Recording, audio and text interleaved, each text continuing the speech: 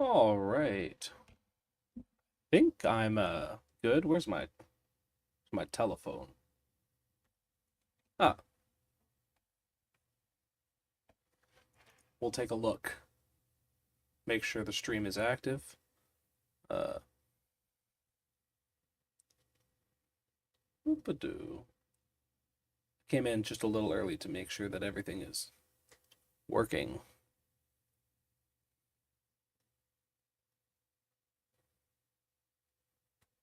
Now, hold on a second.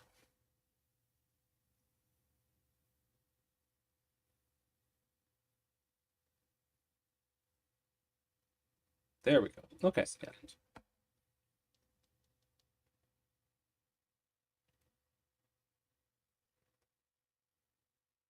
All right. I seem to be live. Hopefully my audio is all right. Um, and if anybody comes in, so be it. But if not, then this will just be recorded for posterity. So, probably going to be interacting minimally with chat, and I hope my music isn't playing through because it's definitely not royalty free. It's for my own enjoyment. While you, if you want to listen to some music on your own time, maybe set our audio levels at competing rates. That's fine by me. But I want to go through how I use Appendix B and then Appendix C to stock a hex region, uh, because I want to prove a point. There's been a couple people who've said that it really only works for on the fly stuff, or it creates inconsistent results, or there's nothing gameable, or it's too empty. These sorts of problems, and so I'm gonna I'm just gonna do the procedure live in front of you. Um, at least do the procedure the way that I do it, which I do admit does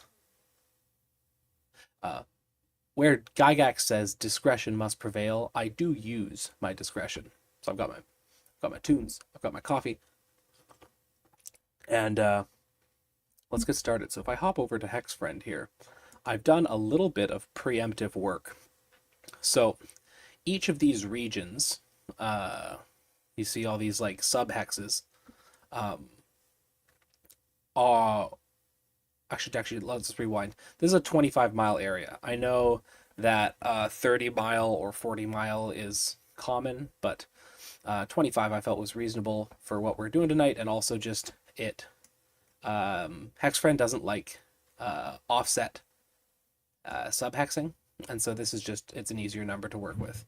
So, um, so each one of these sub areas is 5 miles, as in from top to bottom, 5 miles.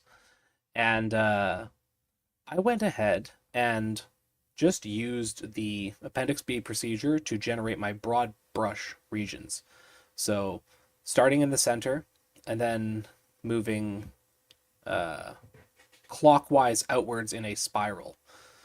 We went from forest to marsh to forest to forest to badlands to hills to mountains to mountains to desert to plains to badlands to hills to hills to hills to hills to forest to forest to forest to scrub to scrub to scrub to scrub to scrub.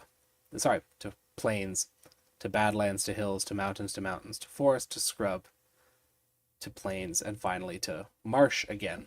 And this we actually did do the full proper way of using this table, which is that uh, you roll your dice, and which subtable of Appendix B is being rolled on is based on whatever hex you're in. So if you're in a mountain hex and you're leaving into a new hex, what is in the new hex is determined by the uh, fact that you were in a mountain. So you would check the mountain results. And this tends to allow regions to kind of cluster together as you're going through, where when you're in mountains, you're more likely to stay in mountains for a while before you get thrown out, and that sort of thing. However, I've tried a couple different ways, and what I like to do is operate at this high level, wide spectrum approach. So your big areas follow the rules, but then within each of these little subregions, every single hex in that subregion will roll on the relevant table. So in the central hex, where all of these are, regardless of direction or motion, these are all going to be rolled on the forest table, and all of the mountain hexes here are going to be rolled on the uh, mountain table. I should actually ask. I hope that my mouse cursor is being streamed, because otherwise I'm gesturing into the void. Yeah, all right. Well, fingers crossed that this is all going according to plan. So, before we start rolling and getting our individual regions kind of mapped out, and I should point out that the reason I like to do this is it creates clustered areas. Like here in the center, we have these three forest regions all clustered together, and just to the east of them, we have this kind of belt of mountains that leads into, sorry, belt of hills. Bleh, belt of hills that leads into some mountains with some badlands up on the edges of it. And we've got mountains overlooking a marsh with a desert. Yes, the dice have given us a desert swamp, desert and swamp next to each other. And looking at just the really high level topography here, I'm seeing a region that's very high in elevation. We have a lot of hills, and we have several mountains. We've got some rocky badlands, and so I see this desert, and I think, well, that's obviously some kind of like large, like, think like salt flats, like a big, fairly desolate, relatively high altitude area. And the swamp down here is the drainage from these mountains, and so that the way you can have a desert next to a swamp, I think, is just elevation, just the wonders of, yeah, water always flows downhill. And so you kind of look at the broad brush layout of this region to kind of get a feel for what you might expect as you generate results. Now, before we go and start really getting into the nitty gritty, what I like to do is mark where my random encounters are going to be. And I mark them assuming an average travel speed of 1.5 miles per hour, which is an unencumbered figure through moderately rugged terrain, for 12 hours a day. This results in 18 hexes per day, assuming that some hexes are easier, like plains, and other hexes are harder, like mountains. It's a broad average, and it's not going to be a perfect one-to-one recreation of the results, but it gives us a nice three-stop check where there are 6 potential points in the day where the monsters might be where random encounters might occur. Morning, noon, evening, midnight, and then pre-dawn, and then there's one more. Maybe it's afternoon. But the nice thing about that is that, actually, you know what? I have it bookmarked. I was prepared for this. Not prepared for speaking all by my lonesome on a stream, but morning, noon, evening, night, midnight, and pre-dawn. Yeah, so morning, noon, and evening, and then night, midnight, and pre-dawn.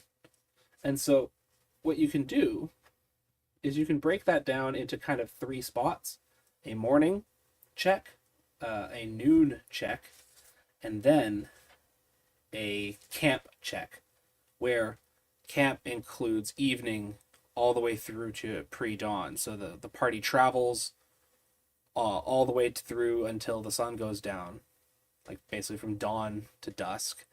And when they return, sorry, not return, when they settle down for camp, there are those 4 remaining potentials for random encounters. So I'm going to work up and down, back and forth across all the hexes, and mark where these encounters would be traveling at my assumed average speed. So every 6 hexes. 1, 2, 3, 4, 5, 6. So that's our morning check. If there's a morning random encounter, it's somewhere in these 6 hexes. And then 1, 2, 3, 4, 5, 6. There's our afternoon check, and then 1, 2, 3, 4, 5, 6. There's our evening check. And I like to do these ahead of time before I generate the specifics of terrain, because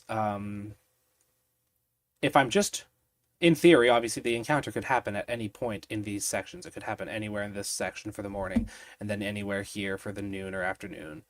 But by just having them on consistent intervals before the terrain is generated, I feel like I still get a reasonably random distribution, and I'm not going to be tempted to fudge or move my encounters based on what kind of terrain I get.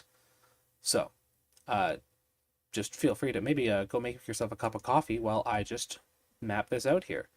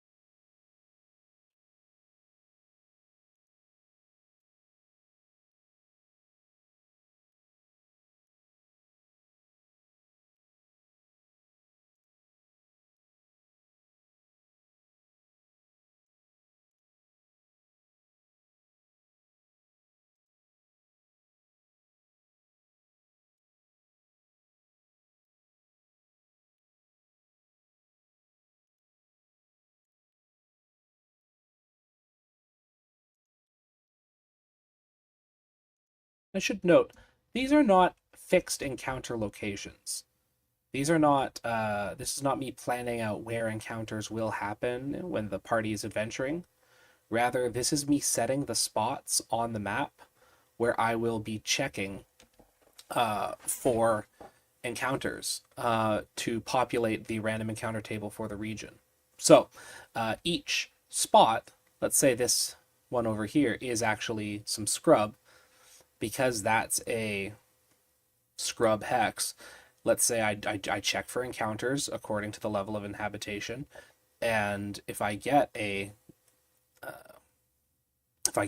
encounter, then you go according to the scrub random encounter table, and I will simply add that to the list of monsters that are in the area. And I might take note of where that came up, especially if when checking for a monster, if I got a chance in lair and it was in its lair, then that does fix it. The lair will fix it. But otherwise, this just establishes what's moving and shaking in the world. So yeah, let's continue on here. All right.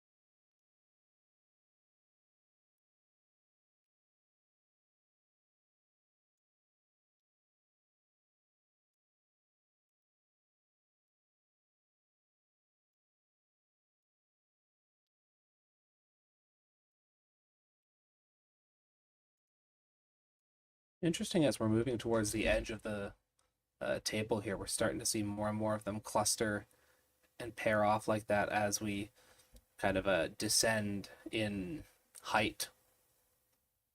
Because that's not the, it's not like, it's not just an even reflection of what was on the other side.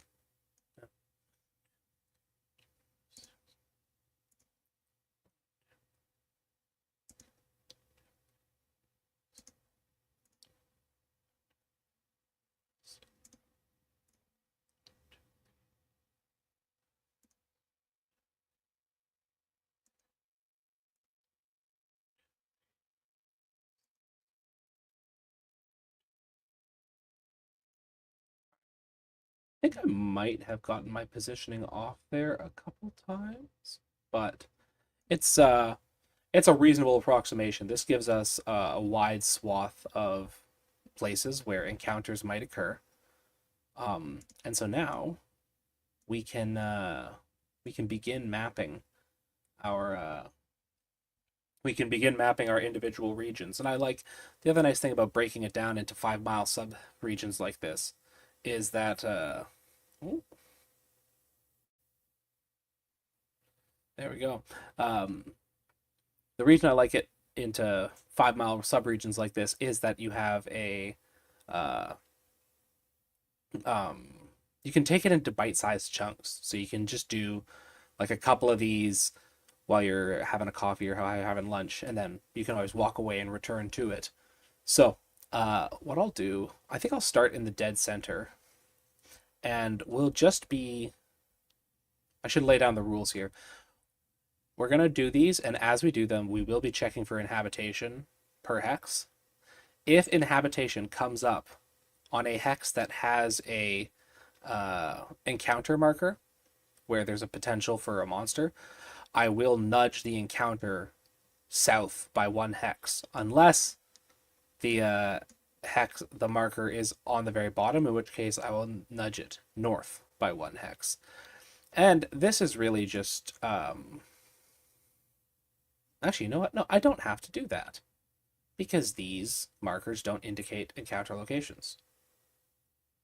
So we can have an encounter and a inhabitation show up on the same hex, and that's fine. Awesome. That makes my life easier. All right, let's just get started. I've got my handy dandy game science dice here, and mm, let's start with the very dead center, the forest. 14. We've got a forest. The one thing I don't like about getting forests is that every single one is 2 rolls. So actually here, to make sure I'm not doubling over myself, let's just clean the color out there. So the dead center of it is, in fact, forest. This is maybe a point of question. Do people prefer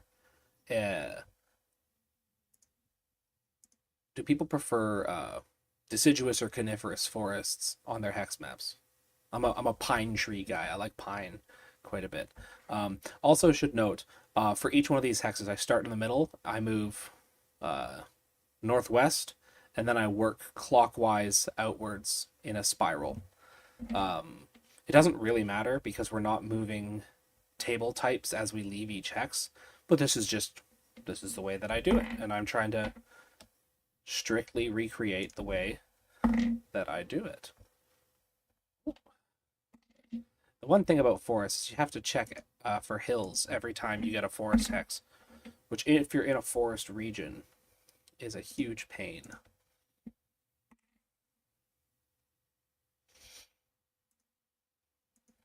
There's a lot of scrub for a hex that's allegedly supposed to be forest region.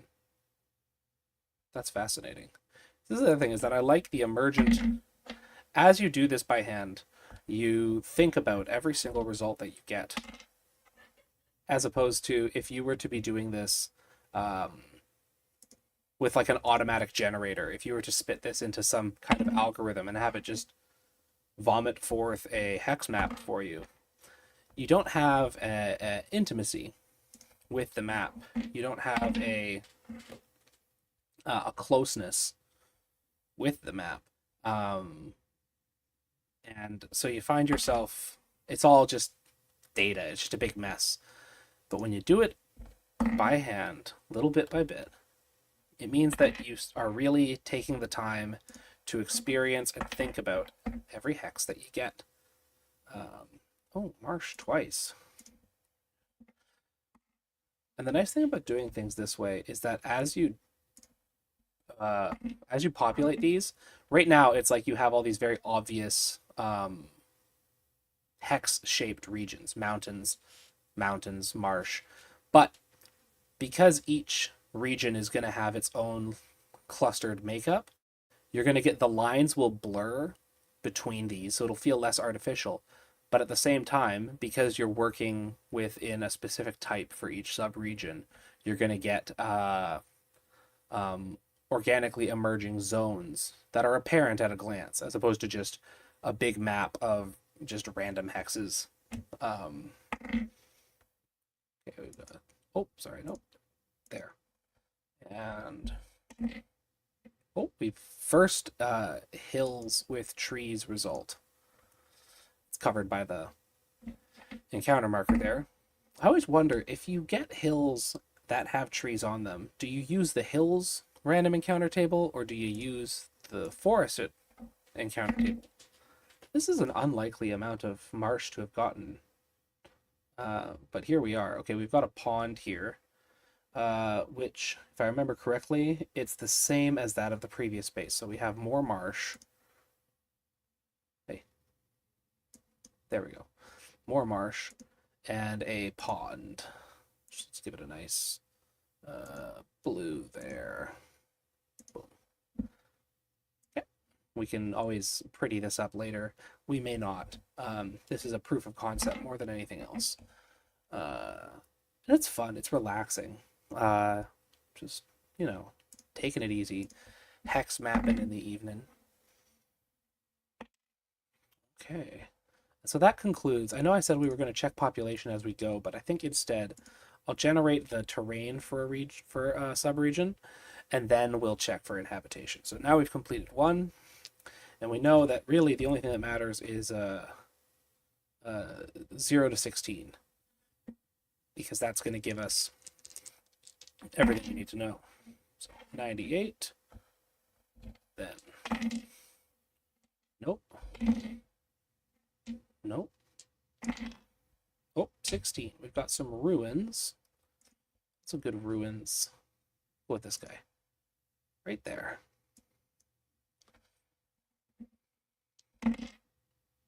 And we have a single dwelling in the swamp. Who lives there? I wonder. We've got a town. All right. Our town is we can check habitation later. Let's establish here single dwelling, Thorpe, Hamlet, village, town, city. Those are the scales. So I think for town we'll do this one. This, I know it says city there, but we're gonna call that a town. And we'll mark the city with something more grandiose. Okay. There. I think that was there. Yeah. And it can be tempting to feel really anal retentive about making sure that you're always populating, like you're getting things exactly right. Like, oh, did I get a single dwelling for this hex or that hex? I looked away from the map and I don't remember. And it doesn't really matter. It's if you lose your way and your mind slips, these sorts of things aren't going to meaningfully impact the outcome. I say this because I definitely just lost my place. Okay, so here, where we have an encounter, we also have a what's it called? Number 7. A hamlet. Let's call the windmill a hamlet. Yeah, that's going to be a little fickle to see, but we can zoom in later. Um, one more. Spot 19, just out of sight. So, if we look here, now we've got a town, which is going to be 1500 to 650 or 6500. So let's just d6 that. 1500. So it's not a big town. So move my coffee here so I can type town. Oh, I had caps lock on. Oh.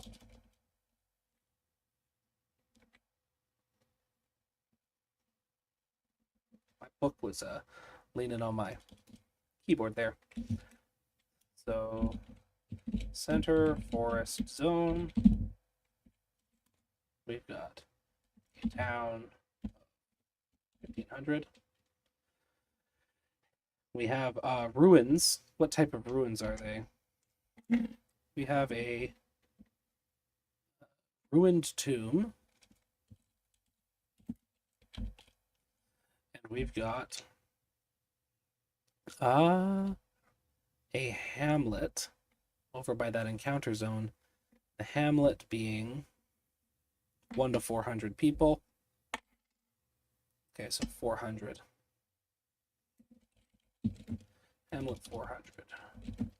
We can get into further detail about this later, but I don't know how long I don't like. We're realistically, we're not going to cover this whole thing today. It's something you got to steep in and take your time with. But let's see what we get here now with some random encounters, because we've got 5 potential spots for encounters to emerge. 1 in the forest, 1 in the dark. Yeah, 1 in the forest, 1 in the marsh, 1 in the scrub, 2 in the scrub, and then 1 on forested hills. So I think we'll treat the forested hills as hills because that's more interesting. It gives us a wider variety early on in the game. So let's just work left to right.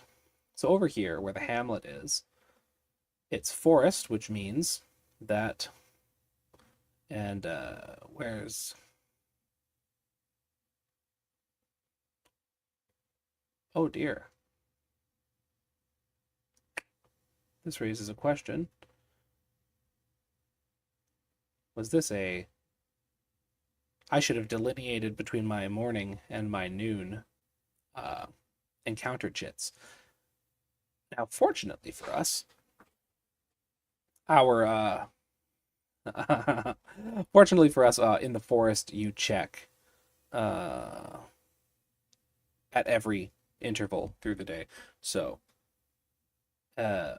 this looks like a let's average it out to moderate to sparse. So we're not in the full wilderness, but let's keep things, give it a 1 in 12. Plus, then I can roll a d12, and that's always a great pleasure. If I could find my d12. There it is. Okay. So, no encounter there. Now, at the scrub, we just, I suppose we could just cycle through the morning, like, because we have, yeah, so just scrub, there is no chance for random encounters at noon, so we can actually just take that one out. And now, however, at scrub, we do check evening, night, and pre-dawn. So here we have 3 chances for an encounter to show up. And we got 1. Got 1. So we have an encounter here.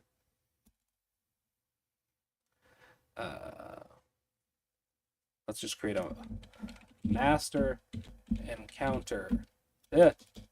Encounter list. All right. So we have, we'll go over to the tables once we've done it all. Scrub 1.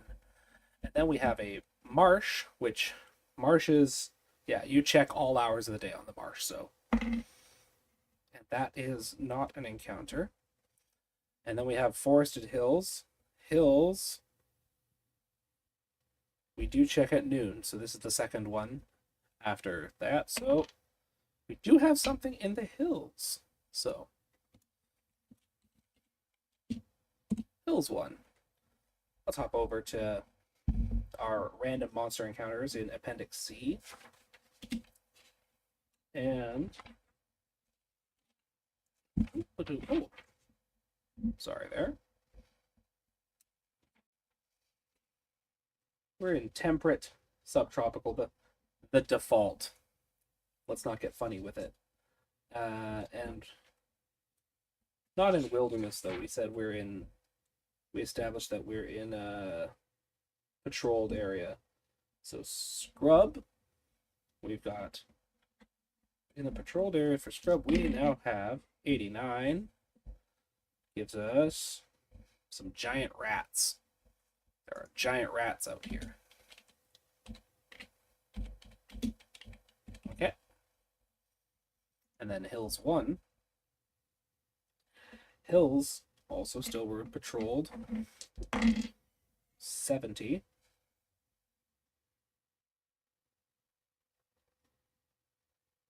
Ogres. Okay. Nice. Nice. So, we can now get back to the terrain table and do another one. I can now, okay, I wanted to keep the hamlet.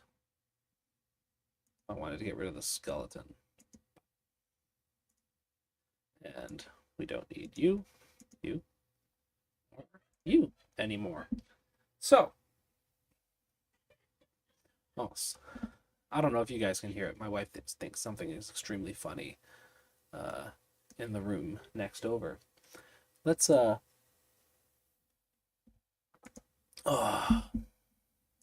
over to the swamp. I have never actually done a marsh subhex because the last time I did this, I was had like Utah, fantasy Utah on my mind, and so I just vetoed marsh results. Maybe there are marshes in Utah. Maybe I'm talking out of my rear, but let's just go ahead and as before, just color it in so that we don't accidentally redo things. So the dead center we have is hills. There are hills in the center of our marsh. It'd be very funny if this is a marsh region that didn't get any marshes. That's happened to me before. Okay, so there are hills. Okay, now we'll just work out as before, clockwise. We've got a pond once again.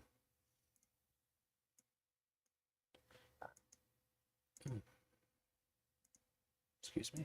There we go. Pond.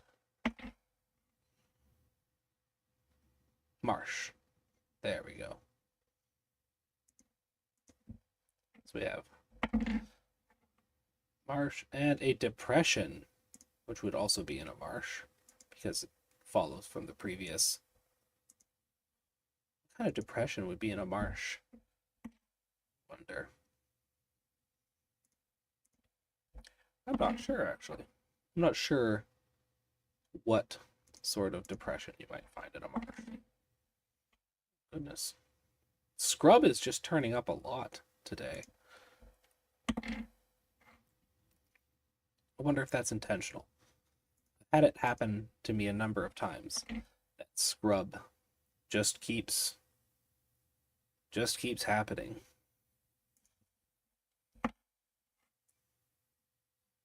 Forest.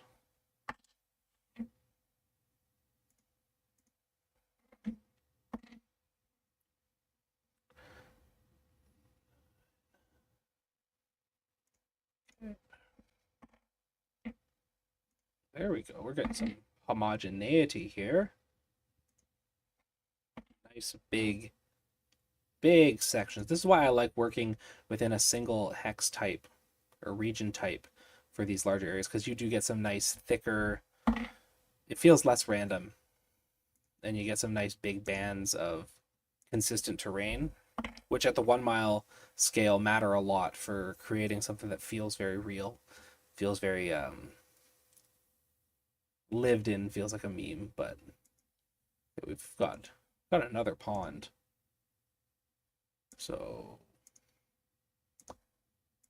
I don't imagine that this stream is massively exciting to watch. I have to say, what the hell is going on? All right, sheesh. We've got 3 depressions in this marsh. 4 depressions in this marsh. This is the other thing that's really fun about doing this by hand, is that if you just roll like the dice hundreds and hundreds of times, your law of averages is going to give you some really weird results from time to time. Like a swamp region with 4 depressions, and like, what are you even going to do with that? So we've got 3 encounters here, and working from left to right, we'll treat them as camp, and then morning, and then afternoon. So let's they're all in the swamp, all the encounters, so they're all getting checked. So first is camp, which is 4 checks. Evening, yeah, 4 checks. Okay, we have 1 encounter. Got just 1 encounter, so we have March 1. Okay, then yeah, not there. Then another one in the afternoon, so March 2. So this little subregion is going to add 2 encounters to our master list. Let's go. There we go. Oh, there we go. Bingo.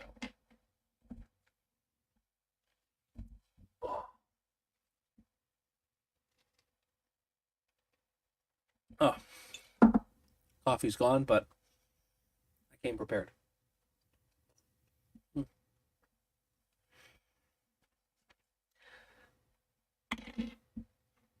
Okay, Marsh 1, 81 gives us will-o-wisps. You know, I don't think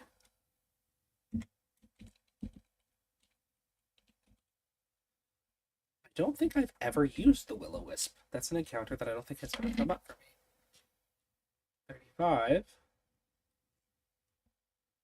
Ogres again.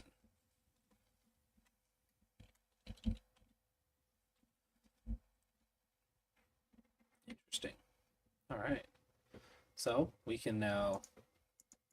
Oh no, I didn't want to delete the terrain. I wanted to delete the campfire, which means I'm gonna have to redraw the thunderbolt. It's whatever. Then I can go up, and we've got another one. We didn't check for inhabitation. Let's do that now. Okay. Instead of going spiraling outwards, I think I'm gonna go left to right this time, top to bottom, like a book. Like a book. So.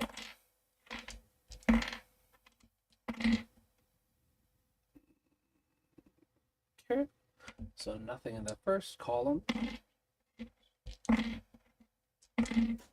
Oh, we got something in the second column. We got a ruin. 2 dice down. And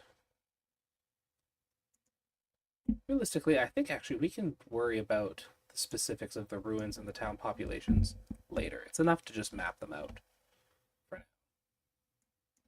Especially given we don't want to be here for 9,000 years. We've got a ruin and a castle, our first castle. Right by the depression, a depression castle. Let's make the castle here a different color just so that we can distinguish it from the depression here. If I was less lazy, I'd have different sizes and I'd be sliding them around. Oh, shoot. Castle. But I'm not less lazy. I am what I am. Okay, next column. 88.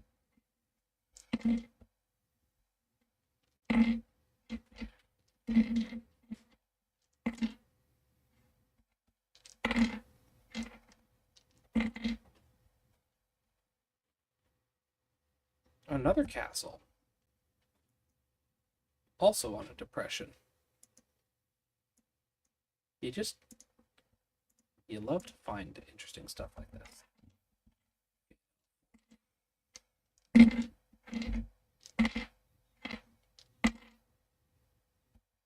Another castle. On a pond this time.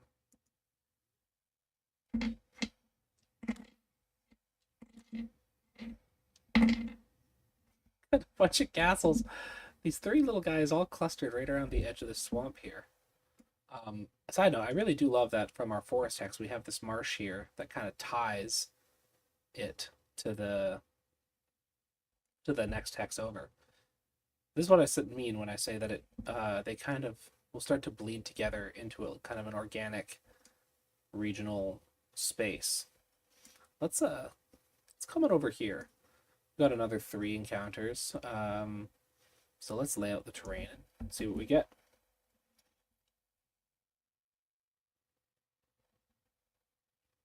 Oh, almost forgot. Let's clean slate it. Checking on the forest table. And right dead center, we've got scrub. Scrub and then forest. Forest. And then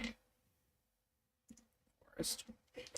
The other nice thing is when you start to get into the flow of things and you become familiar with your table, you eventually can stop looking at the table because you kind of internalize the results specific to the region.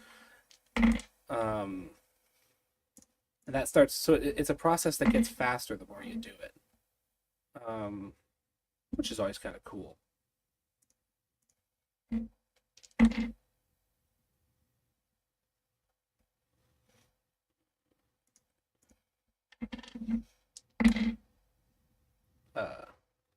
Okay, that's interesting. So we've got a depression, and which means that it's a continuation of forest, but it's actually forested hills with an encounter block and a depression. Actually, I'm going to save myself some trouble now while I'm thinking of it. And put the depression first, and then put the fire on top of it. Bam. Nice. Awesome. All right, and then we can carry on here.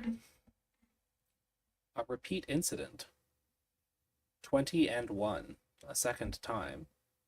So once again, we're going to delete, put the depression first, and then that over top so that the depression remains.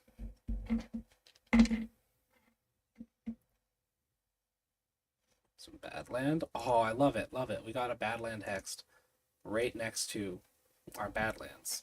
I love it when a plan comes together. I love it when the tables that Gary gave us just bleed into some beautiful synchronous. And I find that it happens more often than you would expect it to.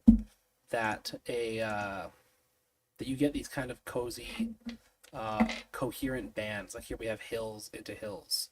Oh, got an itch there. There we go. Oh, scrub. More scrub. More scrub. Oh.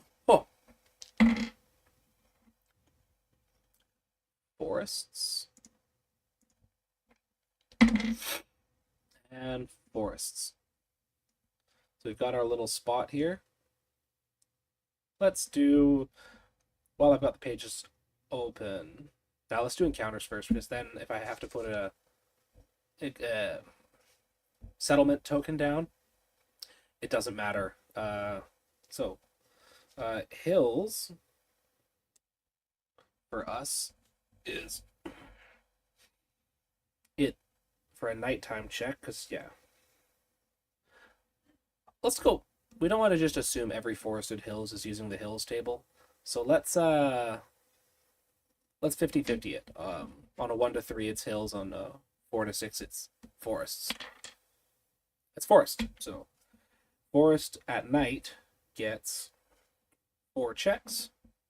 So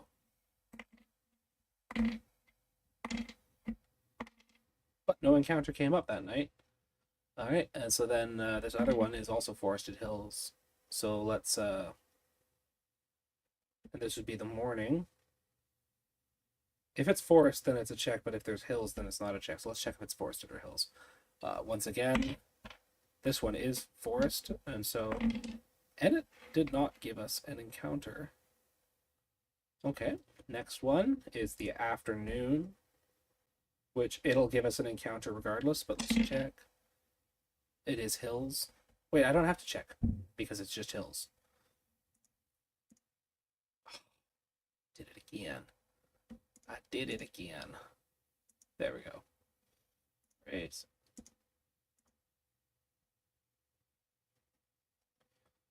Goodness. There we go. And the hills gave us another encounter. Okay. There we go. Let's erase that. Let's check, because we have hills. I'm sure this is just riveting. Some things, it's easier to just do them instead of explaining how to do them and having people take it on faith that it works.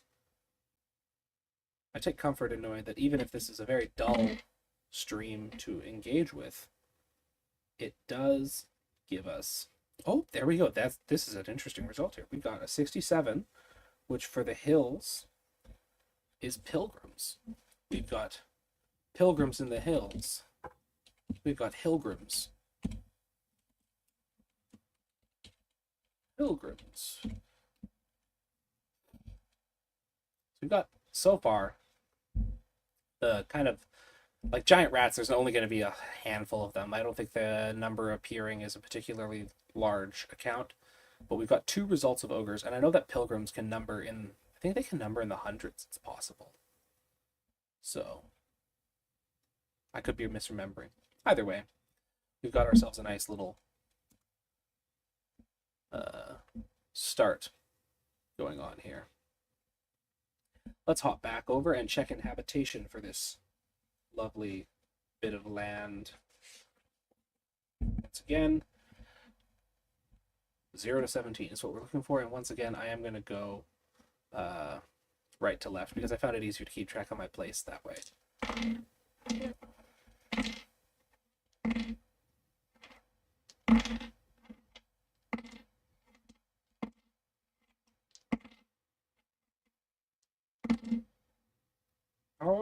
Okay. We have a village, which, if that's a town, that's a hamlet. Single dwelling. Yeah, we'll call that a village. Right there.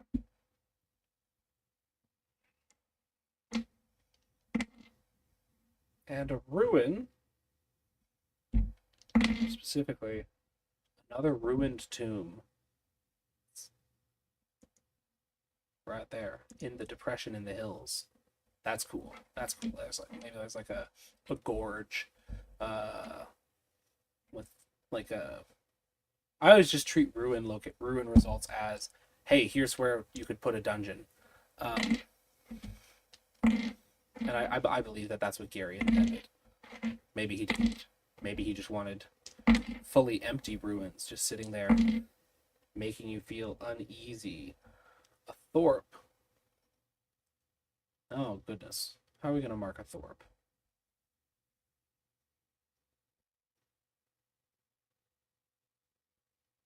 Single dwelling. Hamlet. Town. Village. Let's mark a Thorpe. You know what? We'll mark a Thorpe. What an odd result. We'll mark it with a... No, because tower is a tower. I know what we'll do. I know what we're going to do. We're going to correct course here a little bit. Let's have this guy be a village. We'll have this guy be a town. And we'll have, if we get one, this will be our big city. But it means that we can come back up over here, and where our Thorpe is supposed to be, we can make the Thorpe our two guys here.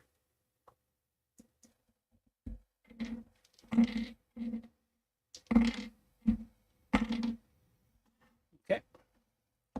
We've got our population. So we're starting to see some interesting things come up. For one, there's a lot of depressions on this map. It's almost glacial. It makes me think of if you go out west, even in the prairies, you have these big valleys that are gouged out of the flat land from glacial drift.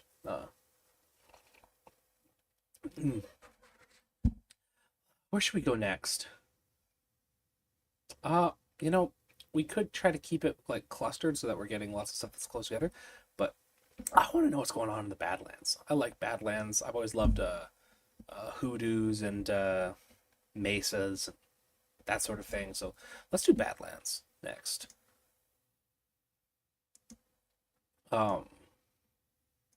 Yeah. And so once again, working left to right with our cluster of encounters, we would have afternoon and then camp and then morning for whatever terrain we get. Yeah. All right. So Badlands, or rough as it is described in the DMG. And the center of our Badlands is some hills. We'll make them brown hills because we're in the Badlands.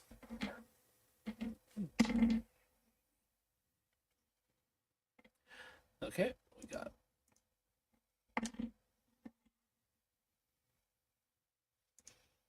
And as a rule of thumb, I use the single mountain tile if I have a result of a mountain that is on its own, but then if I have multiple mountain hexes next to each other, I'll use the mountains plural hex. I just think it gives it some differentiation for surveying the terrain at a glance that I find very useful and handy dandy. All right, we've got a pond.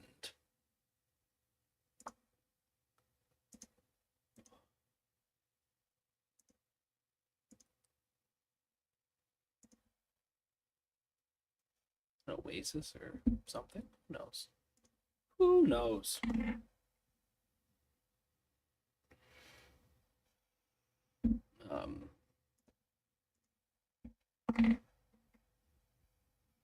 Okay. We got a depression, so it just repeats the previous hex. We got another one. Holy smokes. Yeah, it's funny because every time you get a 20 is depression. So we've gotten a lot of 20s, which is cheesing me off a little bit because I used these dice in my buddy's game the other day where I'm a player, and I just rolled like trash all night. I couldn't get a single roll above like a 17. And that's with modifiers because this is like a BX up to a +3 modifier sort of thing. And I just could not for the life of me, get any good rolls out of this die. So, the vicissitudes of fate, they sneak up on you. Got some more Badlands there.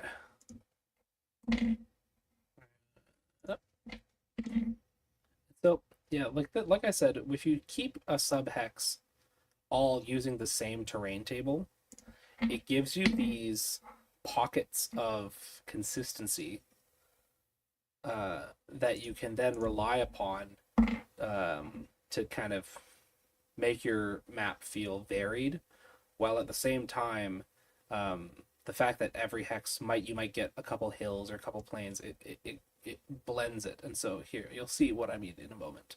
But a 19 is a pond. So we need another pond.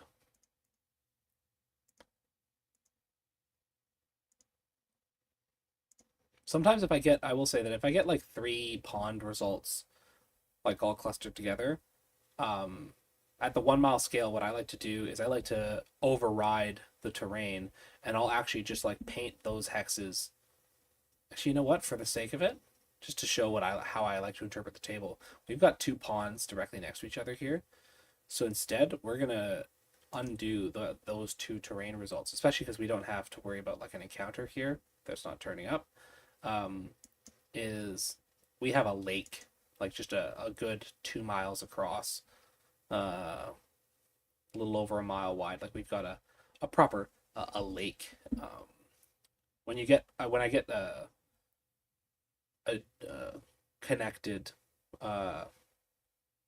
when I get connected ponds, I like to do that. I like to turn those into lakes, because you can't live in Ontario and not have a lot of affection for lakes.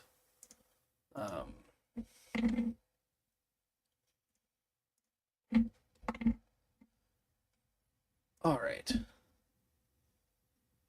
So now we've got our Badlands mapped out here. We've got 3 encounters, and so Scrub does not have an afternoon encounter, so we just don't even need to worry about that. Oh, I did it again. I gotta remember to switch back and forth. So we don't need to worry about that. But now Badlands, rough terrain, is not actually listed. Interesting. Plain, scrub, forest, desert, hills, mountains, marsh. There's no chance for encounters in rough terrain. But then if I go over to Appendix C, there is encounter tables for rough terrain. But there is no, if I go over to page 47 of the DMG here, there is no, there's no check for encounter at Badlands. I'm inclined to just treat Badlands like marshes, which is to say all checks all the time. Like it's not civilized country. It's not like, yeah, I guess we'll just, do I treat it like marsh? No, or do I treat it like desert? Like it's inhospitable. I think that probably makes more sense, is that it's inhospitable. So deserts only get 2 checks at night. So night and pre-dawn. But we do get one. That's sick. All right. Badlands 1. But then and in the morning, but then nothing came up. So we can go ahead and erase you and erase you. But we can check now Appendix C for a Badlands result.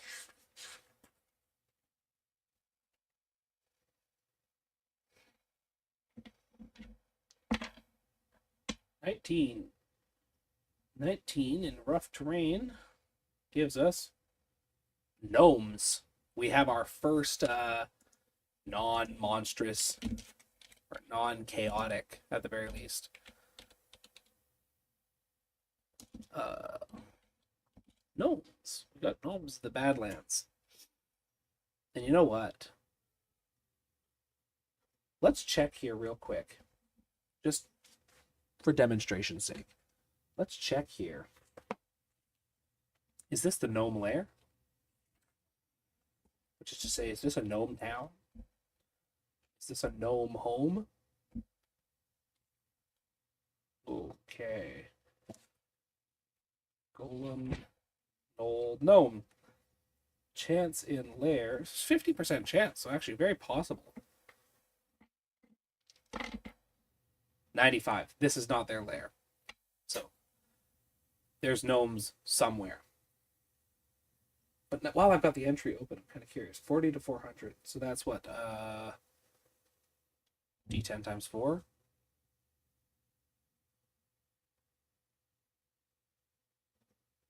Or D4 times 10? No. No. No, that's not right.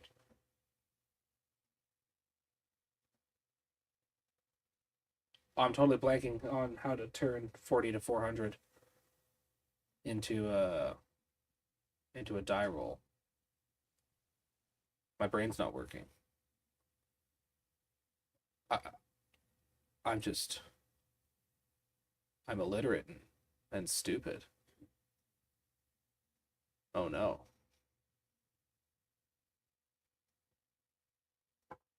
40 to 400. Is there just maybe there's someone watching who will say something? Oh. Nope. All right. Okay. We'll worry about the gnomes later. My brain is full of stupid. Let's get back to it. So, I kind of want to just finish off this Badlands region because I have this like partial Badlands here that also has 3 encounter spots in it. In fact, I think most of them. 1, 2, 3. Oh, this one's got 5. Holy smokes. This one's only got 1. So not all of them, but a lot of them seem to have 3. But over here. Oh. Is there? Something like that. It's fine. All right.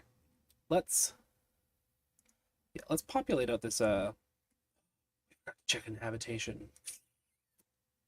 I'm gonna do this little section, and then I'm gonna check in habitation for the whole Badlands portion all at once. We already know that there's gnomes roaming around. All right. Yeah, let's get to it.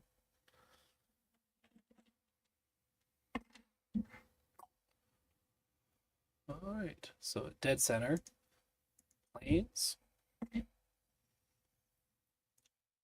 scrub. Scrub with a depression.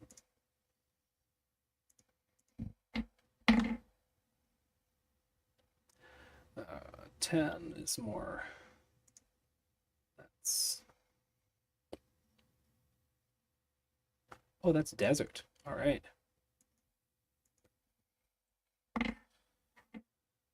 And that's more desert. Sick. Very cool. Very cool.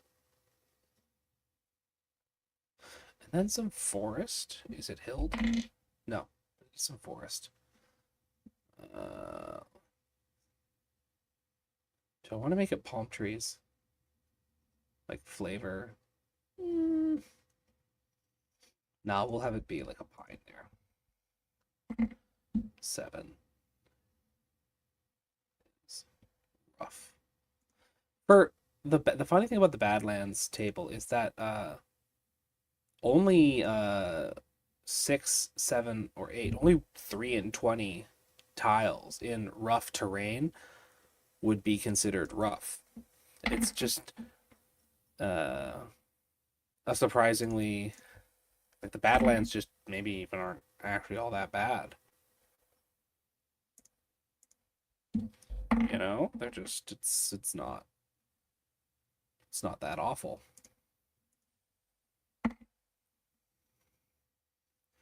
Scrub. Okay. So now,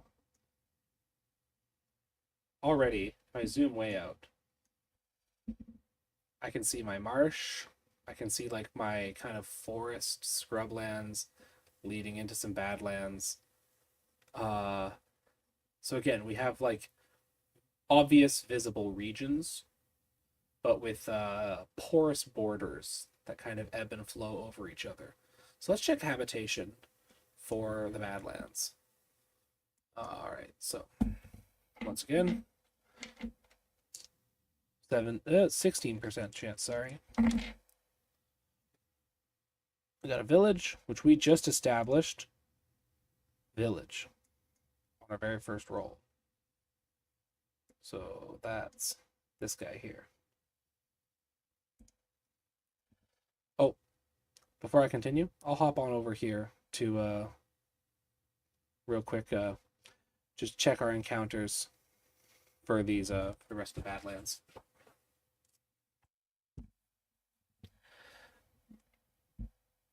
So that'd be there's 1, 2, 3. So that'd be afternoon, uh, afternoon, evening, and then morning.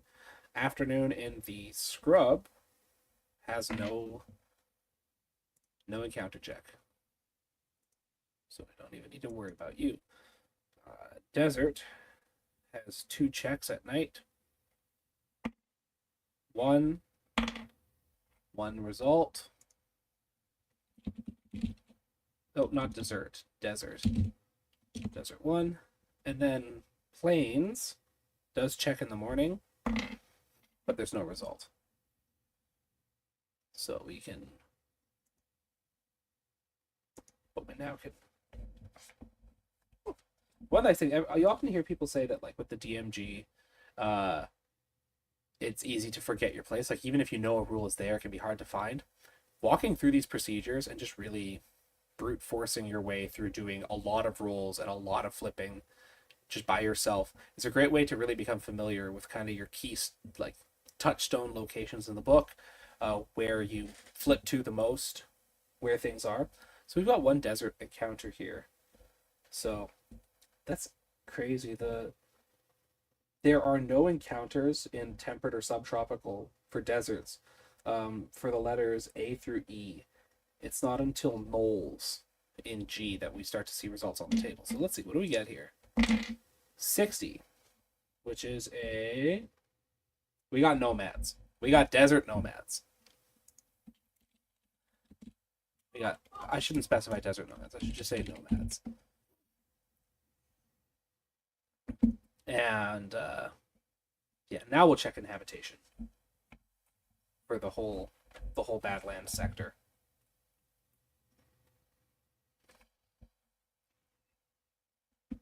Whole Badlands sector, we just got a village there.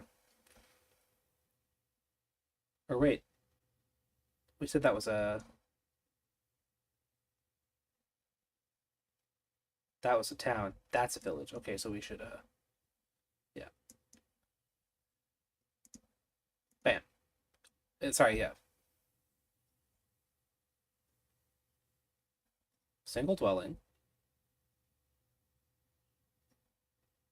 Thorpe, hamlet, village, town, city. Single dwelling, Thorpe, hamlet, village, town, city. Okay, we're good. Yeah. Sorry, I need to make sure I'm doing this right.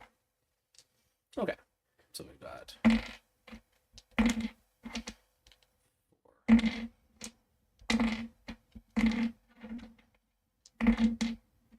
I did this once using a digital roller so that I could like bulk roll like 80 D100s all at once. And while yes, you could then go through and kind of you get lots of results, and it is still kind of personal. Like it has that meditative process of you sifting the results manually a little bit at a time, and so it becomes emergent and it becomes ingrained in your head, like when you're taking notes. But it's just D100s feel so good. The clack can't be competed with. is 5. So.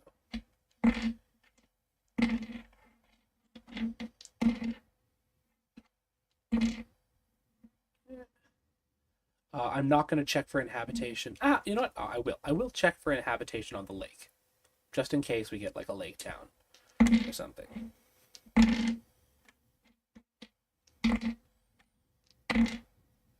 We did not get a lake town. Okay, but we did get a thorp right here.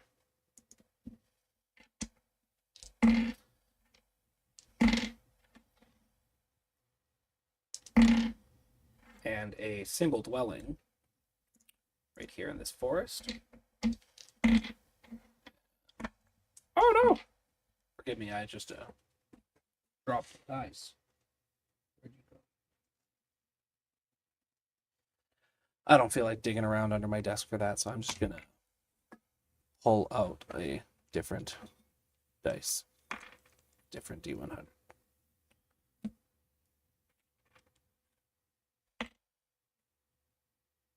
We're changing colors. We're going from black dice to red dice. Because I don't feel like fishing around under my desk right now. Where was it? There we are.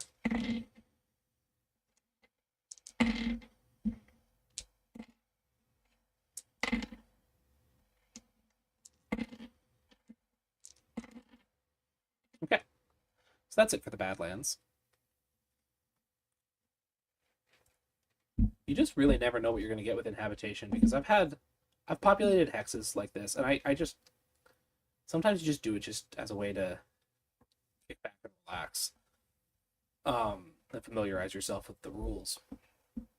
And I've had times where I've done this where you get I got like 7 cities, ranging like 40 to 60,000 people, and it was just like this massively populated area. Where should we go next? How long have we been going?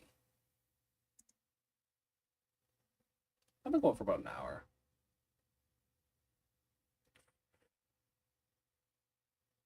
Guess I'm just not that concerned if people are watching or not.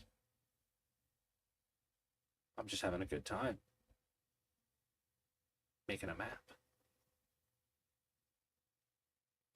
Oh, the good subdeacon has arrived.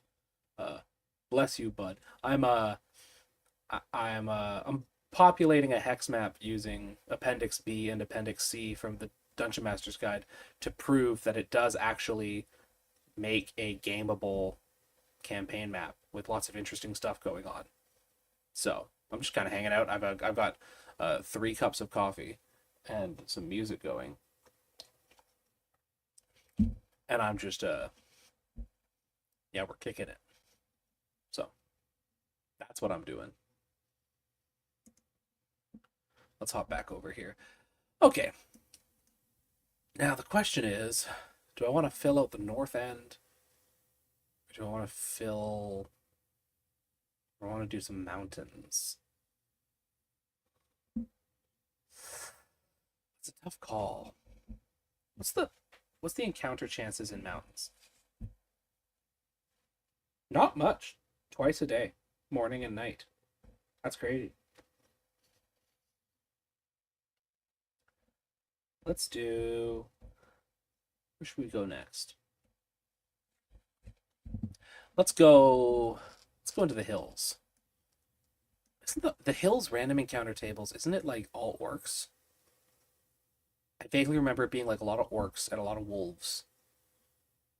So that could be cool. I've got 3 opportunities for random encounters to occur here. It'd be great to put some orcs on the map. I've got ogres, I've got gnomes, but it's hard to beat the pigs, you know? Let's circle cut that out there. And let us begin. We're in the hills, so that starts us, of course, with scrub. Then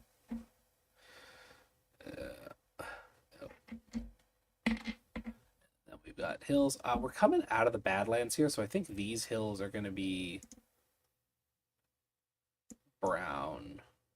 Although we've got green hills here. Let's make these ones green. If we get hills along the northeast towards the desert, we'll make those hills brown. You know, keep things interesting, keep things fresh. We got a pond. We got a pond.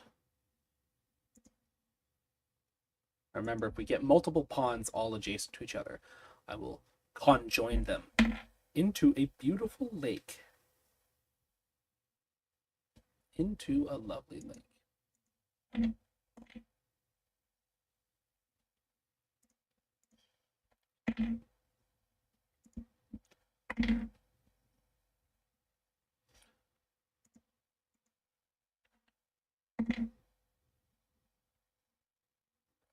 Terrain.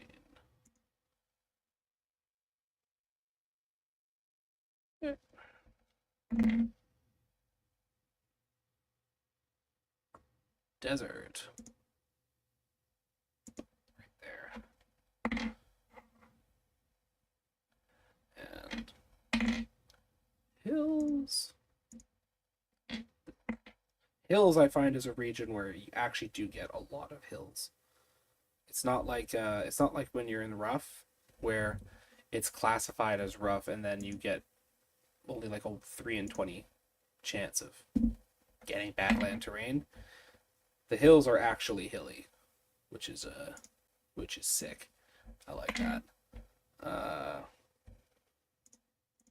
Got a nice cluster of scrub kind of emerging here, especially because we just got another pond, so it repeats the previous result.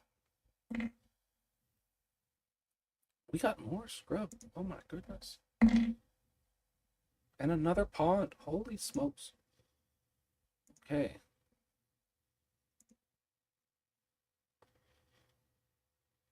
And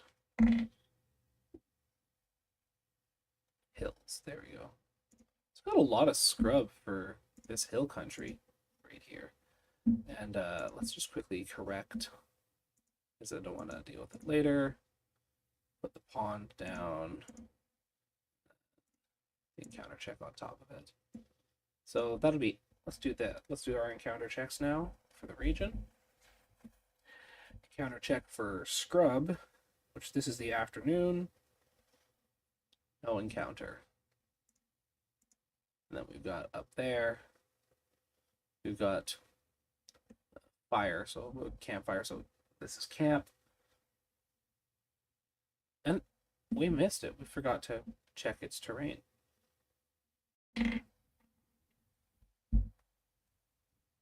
It's forest.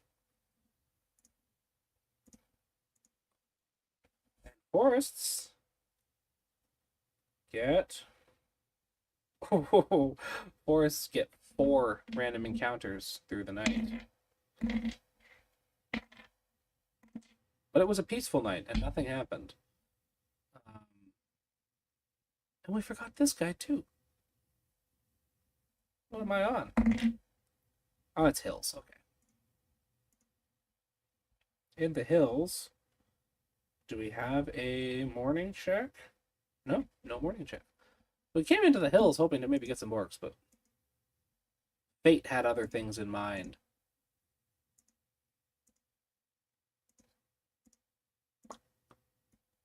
We did get some nice scrubland. And I like that the arc of the hills that are in this hex kind of bleed over. They kind of follow like an arc with the hills that are in the forested area next to them. Let's do this little mini hill section here just to kind of reach the edge of the map. Oh, yeah, we'll do that, and then once again we'll check for inhabitation for like that whole section. So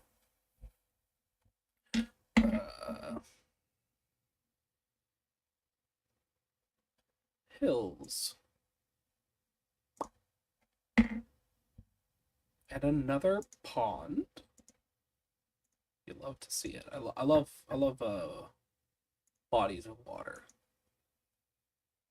I love bodies of water. Is it here? Yeah, there.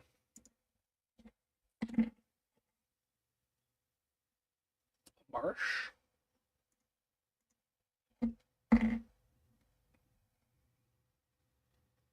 Some Badlands.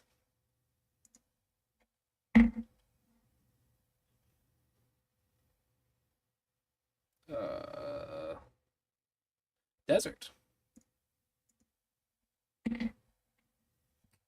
Desert with pond. Which, that's two adjacent pond, guys. Let's make that into a lake. Yeah. And a marsh. There we go. So, marsh leading up into, maybe probably draining into the lake there. Awesome. Very cool.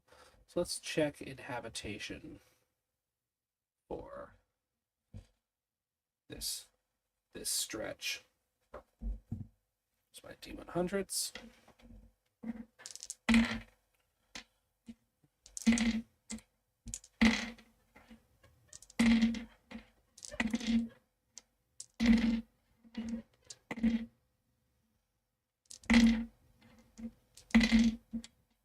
We got a ruin.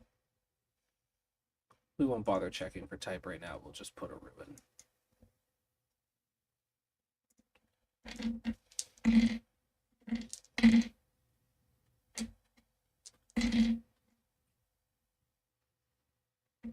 We got a castle.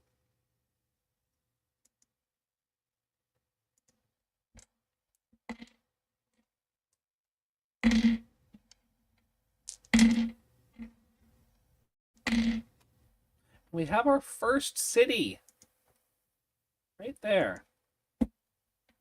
Okay.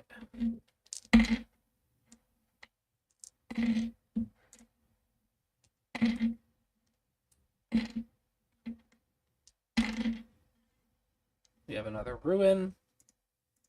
Desert there. That's it. Okay. Well, we got a city, so that's cool. Like cities, we talk about like, are there gameable factions in the region? A city can be like 10 to 60,000 people. That's like a hotbed for 7, 8, 9 factions in and of itself. Easy. But for now, I'm thinking, oh, we could just continue hill country, or we could close in on this forest.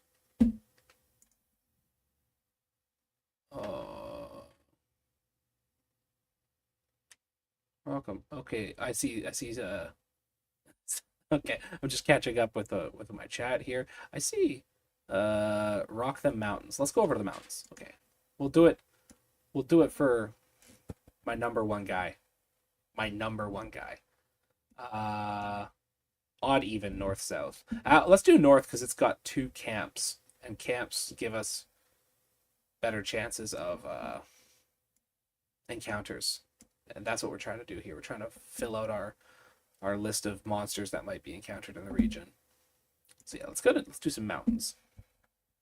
The mountain stuff is crazy because results 11 through 18 are mountains, so it's like really likely that you'll get mountains in mountains.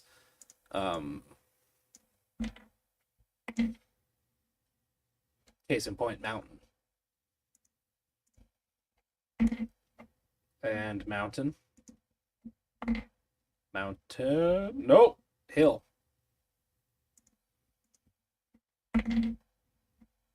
Scrub. Hill.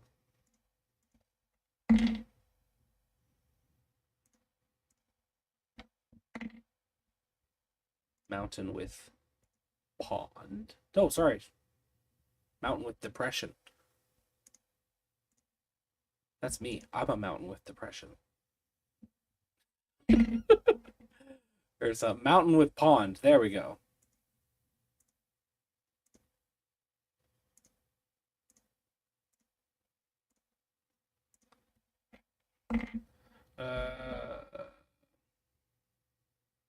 Mountains.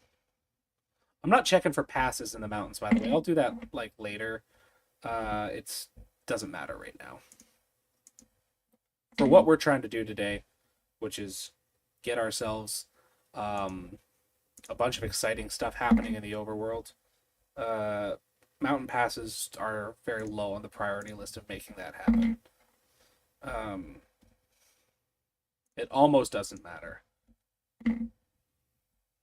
It does matter, but it almost doesn't. Goodness gracious. Just like almost the entire hex mountains. Which is great at the 1 mile scale because a single hex, a single mountain hex at the 1 mile scale is it's kind of weeny. It's like, is that really a mountain? But you can imagine, like, if we're 5 miles across, you can imagine all of these mountain hexes together being a single mountain, and it's got a valley running in through the middle of it, and it's got its own, like, it, you can treat it as its own. All of these hexes together form like a single cohesive big fella. uh we got desert right at the end there. So let's check our encounters. So just as a reminder, either because you've been listening and you forgot what I said, or because you're just joining, uh, the campfires represent. We ran a hypothetical party up and down through the whole map, and tagged where they would check for random encounters. The campfires indicate where they would have to camp for the night, which means that there might be chances for as many as 4 encounters in that spot. So, but in mountains at nighttime, there's only one check. So, and it didn't yield anything. But then we've got hills, which after this would be morning. So hills gives us no check in the morning. So we can actually just, oh, almost did it again. But then some scrub. Scrub has as many as 3 encounters in a night. But nothing happened. So this is these are nice peaceful mountains. Maybe. Let's check in habitation. Checking in habitation, we've got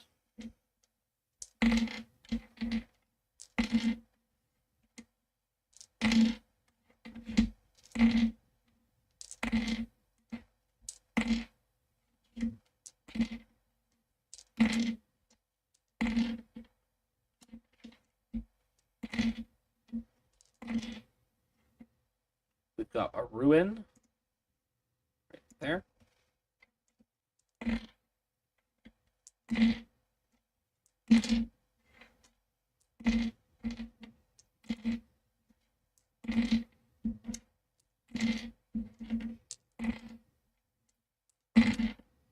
And that's it. Wow.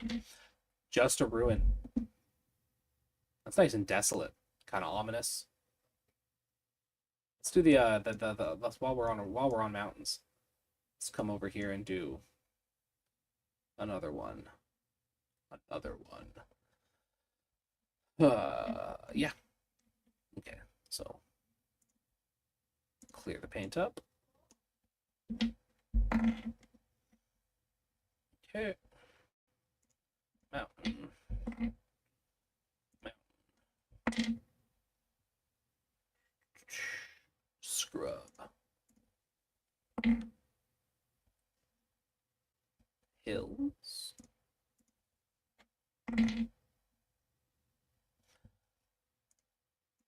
Mountain. Desert.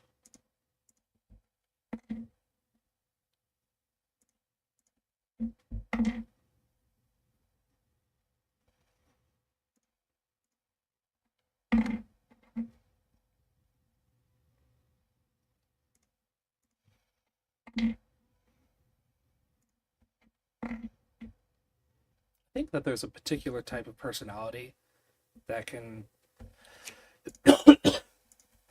enjoy doing stuff like this for its own sake. I use a lot of the things that I generate following these procedures in my games, and sometimes I just follow the procedures to generate ideas that I won't actually So like a map might not get used directly in one of my games, but it might uh, inspire through lateral thinking ideas that I can then place in an existing campaign. Sometimes the maps get tucked away, saved for a later date, and then other times you just do it because it's fun. It's fun to watch a little world unfold in front of you. I don't know if you ever play like a paradox game like Crusader Kings.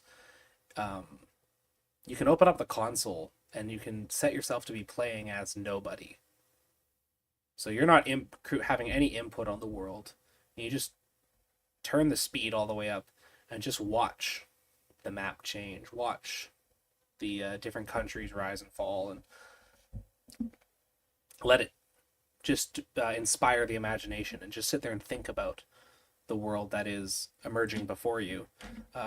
It's a pleasure in its own right. Um, let's check encounters here.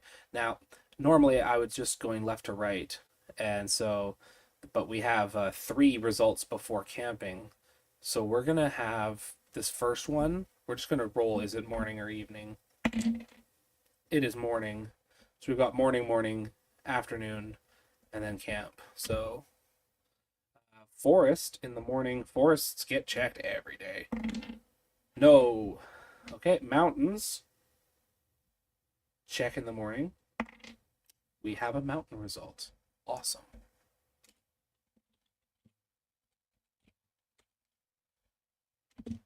What? And then we have hills in the afternoon. Do have a check. And we have a result. Awesome. There we go. Maybe we'll get orcs. I hear there's orcs in hills. I hear that's a common result. And then we've got hills get 2 nighttime checks, but nothing happened. And so I think a big part of getting these tables to work for you is making sure you're using a big enough map. At the 1 mile scale, if you just have like a 5x5 or a little 7 mile subhex, it's just there's not enough space for the tables to produce interesting things. And you got to remember that like someone on a horseback could cross this entire region in a day, maybe a day and a half. It's easy to think about it being so empty, but it's quite dense. You have a lot of things going on in a fairly small area. So let's check out what our we got a mountain encounter. So that's gonna be interesting. 71 for the mountains. We got orcs. We got orcs in the mountains. Awesome. All right, and now the hills. 42. We got brigands. Okay, now we got some bad guys. We got some bad guys roaming around. I was gonna check for lair chances, but honestly, I think I'll not worry about that. I'm mostly just worried about what's roaming, and lairs and hideouts can be applied later. Actually, this would be a great opportunity to explain how I did when I populated my recent campaign map, the Valley of Yurd. I drew the map by hand based on a Google Maps section of Ontario as a reference point, and then I populated each 1 mile hex just following the inhabitation procedures, and this averaged out random encounter check process.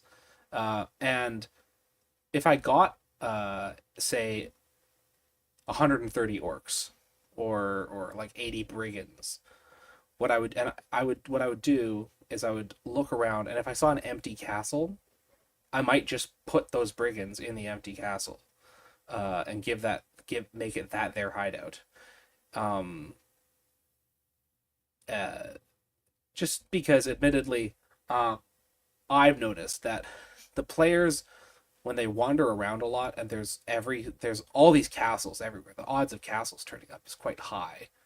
And the castles are all empty and there's nothing there, it it harshes the vibe a little bit because the players get excited. They're like, "Oh, there's a castle there. I wonder what's in it." And the answer is nothing. Like it's just empty castle. So I won't do it to all of them. I'll keep some empty castles, but I will pull monsters that I've established are in the region, and I'll plop them into empty castles, or um, maybe I might attach them to a ruin. Like we've got these ruins up in the mountains here, and it's we got lost it there. Let's get it back. We got these ruins up in the mountains here, and we've established that orcs were a mountain encounter. Maybe the orcs are making camp in their ruins, and so at least for the surface level of that dungeon, the first one or two levels could be like an orc fortress, an orc encampment, and then obviously the deeper levels of the dungeon will be the deeper levels of the dungeon with their own stuff going on. But that gives us an idea. So let's check for inhabitation for this second hex of mountainous goodness. I'm very excited that we got orcs. I would have hated to stream for this long and go through this whole process and not have orcs turn up on the table. So sometimes you just win. Okay.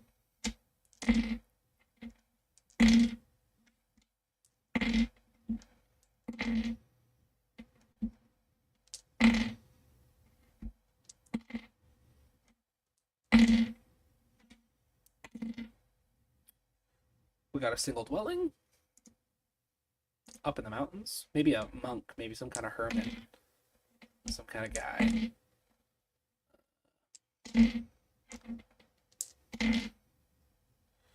We got a hamlet, which we established was the windmill. There.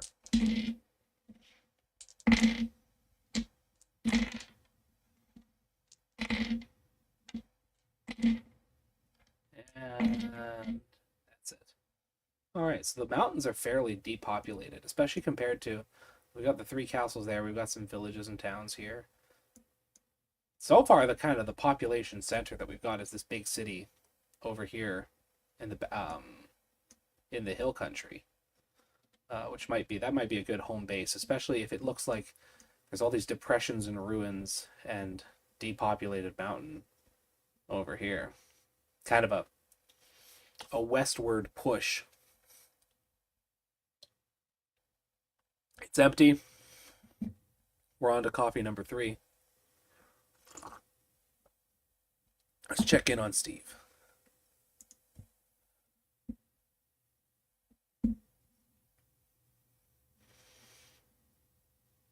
Okay. Suppose I just revealed that Subdeacon K is named Steve. I hope he's not mad at me. Sorry, Steve.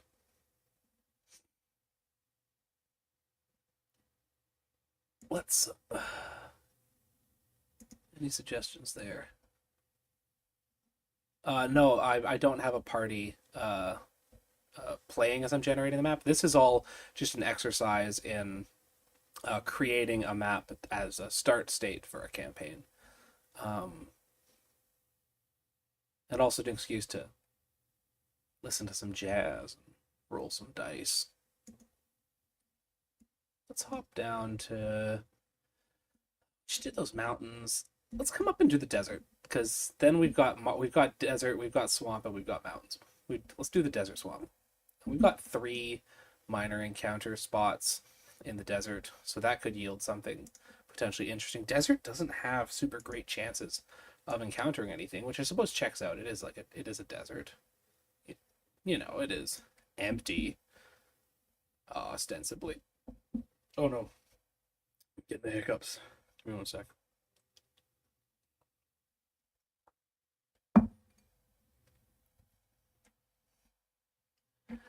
All right.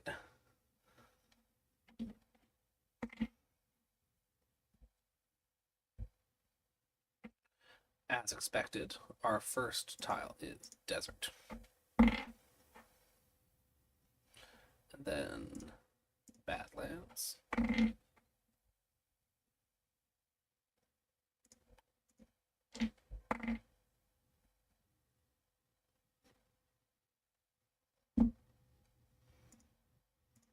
Oh, we'll make them brown because we're in the desert. Brown hills.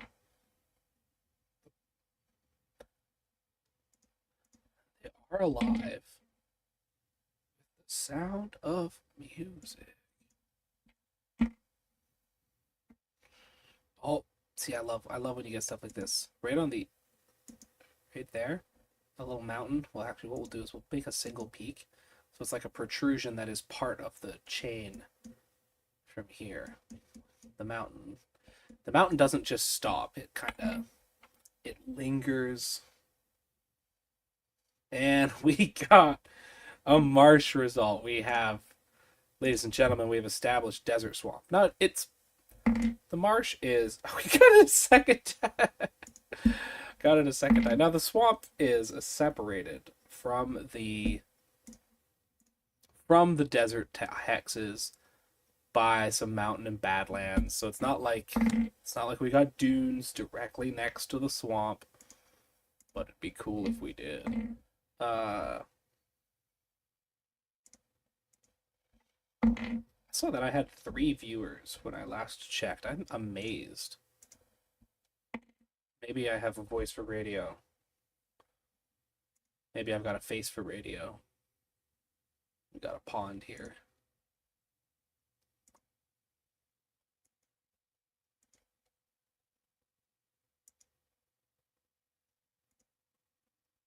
A little oasis in our... This desert's really shaping up to be more hill country than desert. A little like a sandy valley wedged between two. Oh, but there, we got desert directly next to swamp. Awesome. I mentioned earlier that I think the way that makes sense is elevation, like that this desert is much higher up in elevation than this swamp is, as it's kind of an extension of the mountain range. It's fun to try and explain these things and think about how do these results all fit together. This is why I think for a lot of people solo gaming is in and of itself a fun activity. It is different. It is a different hobby than quote unquote like real D&D. So that's so sick. We got like the mountains kind of flow up and we got some rocky badland here with a little like secondary peak outgrowth of this little range that kind of separates whatever's over here. Got a kind of a barrier. We'll definitely have to check for passes if we were to use this for gameplay, because how to get like easy ways to get through these mountains would be huge. But for now, let's check for encounters. All right, so we've got Badlands, and okay, so we've got 3 results here and no campfire to indicate if it's morning or afternoon. So first one is afternoon, second one is morning, third one is afternoon. So we've got afternoon, morning, afternoon. Let's so in Badlands, which we ruled was like a desert, there is actually no afternoon check. So we can just go ahead, delete that guy. Because yeah, it's a weird oversight on Gary's part that there is no chance for encounters listed for rough terrain, and yet there is a random encounter table for rough terrain. Most bizarre. So the hills in the morning don't have a check. I just rolled for nothing. And then finally, the hills in the afternoon do have a check. But nothing came of it. So now we can do a habitation.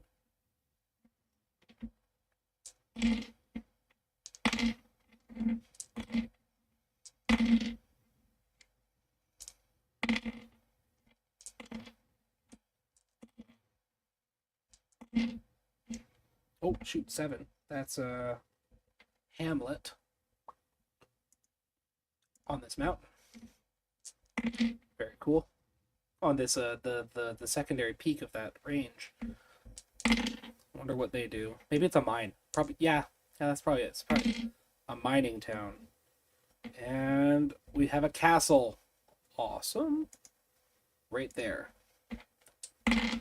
Northern edge of the map.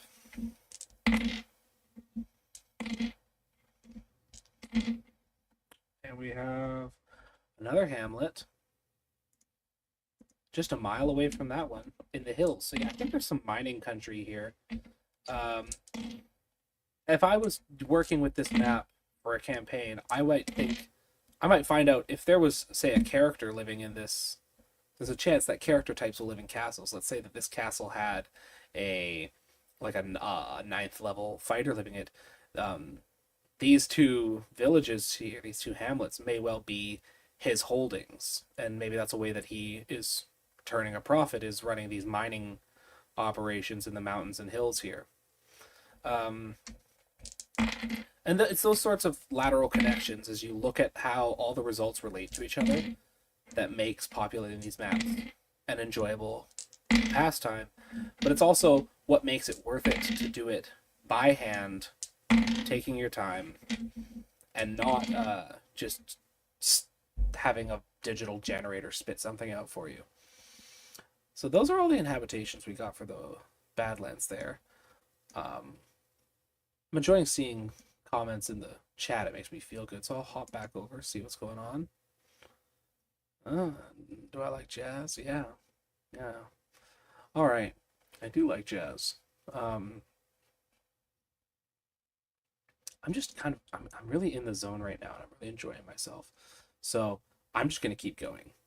And when my mouth gets too tired to talk and I feel like collapsing under the weight of my own genius, I'll call it a night. But for now, I'm just gonna keep going. Let's do this. Let's do this little bit of scrub and plains here, and then maybe this plains hex, because then we'll have done a fairly sizable, basically the whole northern of the map, which is pretty sick. All right, yeah, let's come into the scrub here.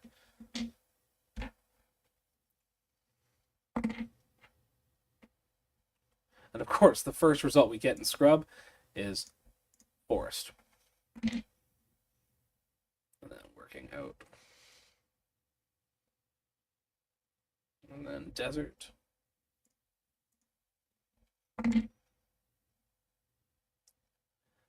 Desert with a pond.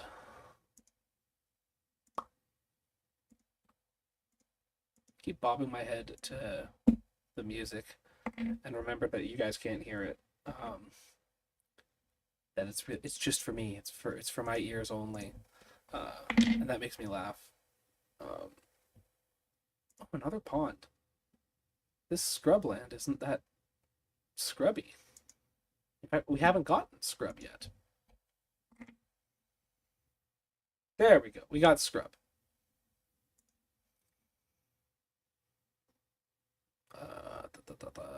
Scrub. There we go. Now we're getting there. A lot of grassland though, which is good because the next hex over is plains. So that gives us some nice kind of continuity flow. That one.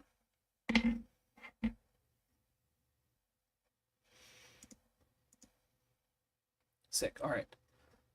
So let's do our encounters. So in this zone we have a night, and then what follows from left to right, a night and then a morning. So the desert at night only has 2 chances for encounters, but it'd be really cool if we got one, because I feel like the desert encounters don't get enough love. But no dice, nothing in the desert there. So far, we only got one desert result, the nomads, which happened over here in this desert. But we can always put them somewhere else. Probably not here though, because we got these mining towns. So maybe the nomads are realistically, nomads are probably wandering. So they're probably actually not desert nomads, because this isn't a super deserty zone. We got nomads. We'll figure out what they're doing later if we feel like it. But the plains does check in the morning. but nothing happened. So this little spot gave us nothing. Gave us nothing. But that's okay. It's okay. We're not mad about it. At least I'm not mad about it. Maybe you are, dear listener.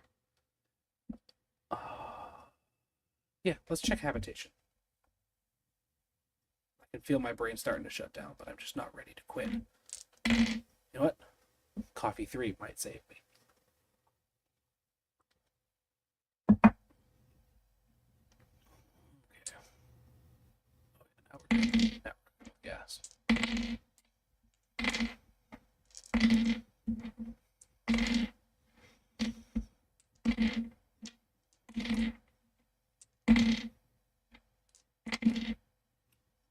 Nothing in there. Nice, empty, which is good. I don't like when you get like too many habitations that are on the edge of the map, because it can start to feel like uh, players just want to know. They immediately want to know what's off the map, which is of course counterintuitive. We're trying to adventure in the established zone here. This turn is shaping out quite pleasing. I like again that you can. It's random and you have lots of variation, but you still get like a consistent. You get like again like zones, spaces. Um, that swamp is actually quite big. Miles of it. All right, let's come on over here. This is the plains. The plains is the funniest terrain table for me because it's plain on a 1 to 11, so it's more likely for its own type than any other region. And then every other result on the table is just 1, so on a like 1 slot. So scrub is a 12, forest is a 13, rough is 14, so on and so forth. So what would be really funny is if in these 7 slots we didn't get a single plain result, because yeah, that would be funny. Now we did get these 2 are actually plains, so now let's we got plain with a pond. There we go. And yeah, I think we're probably just getting a lot of plains. In fact, we might get all plains. Goodness, are we gonna get all plains? Yeah, we got all plains. It's just grass, just. And what? Actually, yeah. Okay, let's check these 2 and do the population, because then we have in this center. I'm curious how much of this is going to be plains. How much are we going to get there? Let's yeah. So left to right. So that's afternoon because that's a nighttime. Ugh, back over here. So the plains in the afternoon do not have encounters. So we're going to delete you. Ah, not the hex. I did it again. I did it again. There we go. Now, plains do have 2 checks at night. So, let's take a look here. We got 1. Let's see what it is.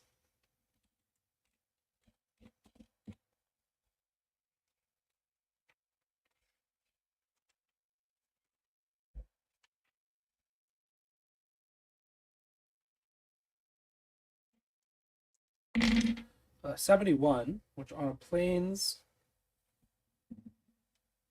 More pilgrims. We had pilgrims in the hills earlier. There's religion happening in this hex map. We got orcs, ogres, gnomes, nomads, nomads, and pilgrims. All right, let's check inhabitation here real quick. Yeah, there we are.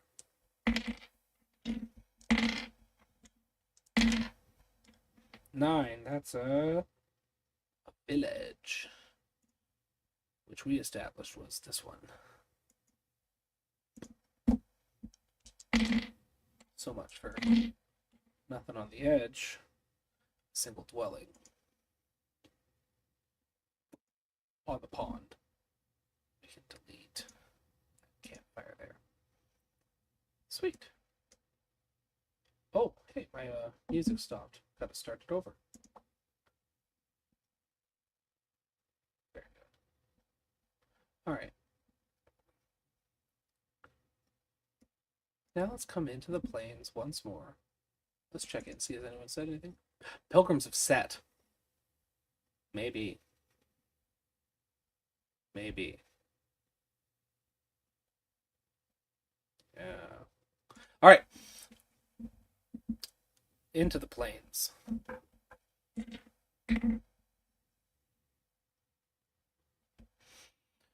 Let's clear it, but I suspect that we're going to get a lot of plains results. Case in point, our first one, plains. Plains.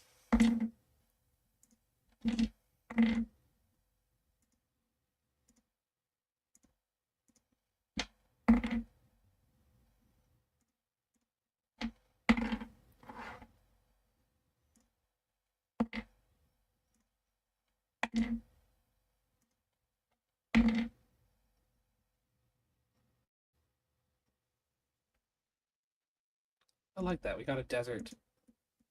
We got a desert right on the edge of our desert. So I talk about. I like when it bleeds into.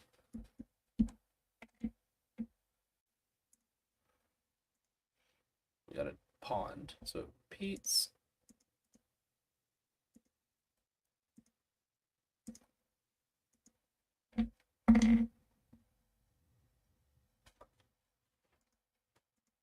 Oh, hey, well, that was supposed to be rough. There we go.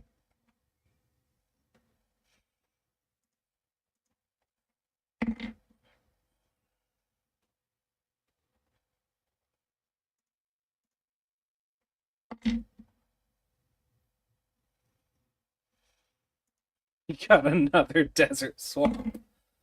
Again, I love it. I love it.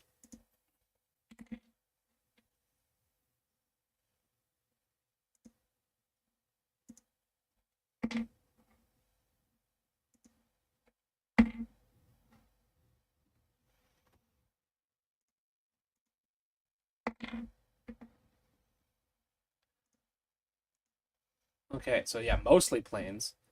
But we got a couple cool things happening here. I like when we get a standalone mountain because when you have a big flat area, um, with like especially around like marsh and plains and maybe some forest, uh, it reminds me very much of like Ontario, where sometimes you'll have this big flat floodplain, basically, full of trees and like a high water table, so lots of bogs, and then you'll have just a rock, like a big hill, maybe 80 to 200 feet high, maybe 300 feet high, uh, just kind of protruding up in the middle of nowhere. And those make great landmarks. That makes like a great thing that the players, when they're exploring, can like reference to. Um, like a mesa in a desert. But yeah, so we have two potential spots for encounters. So it's afternoon and then evening again. And in the plain, there's nothing in the afternoon. So let's. Oh, I almost erased the hex again, but I caught myself. And then the plains has two encounters for nighttime. And we got one. All right. Oh, yeah, yeah, yeah. All right. Yeah, we got. So plain.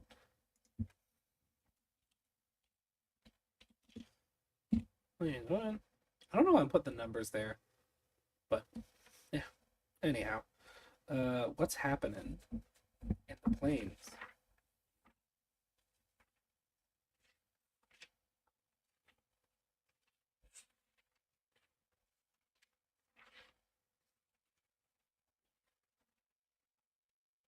Don't even. Yeah, it's like you don't even.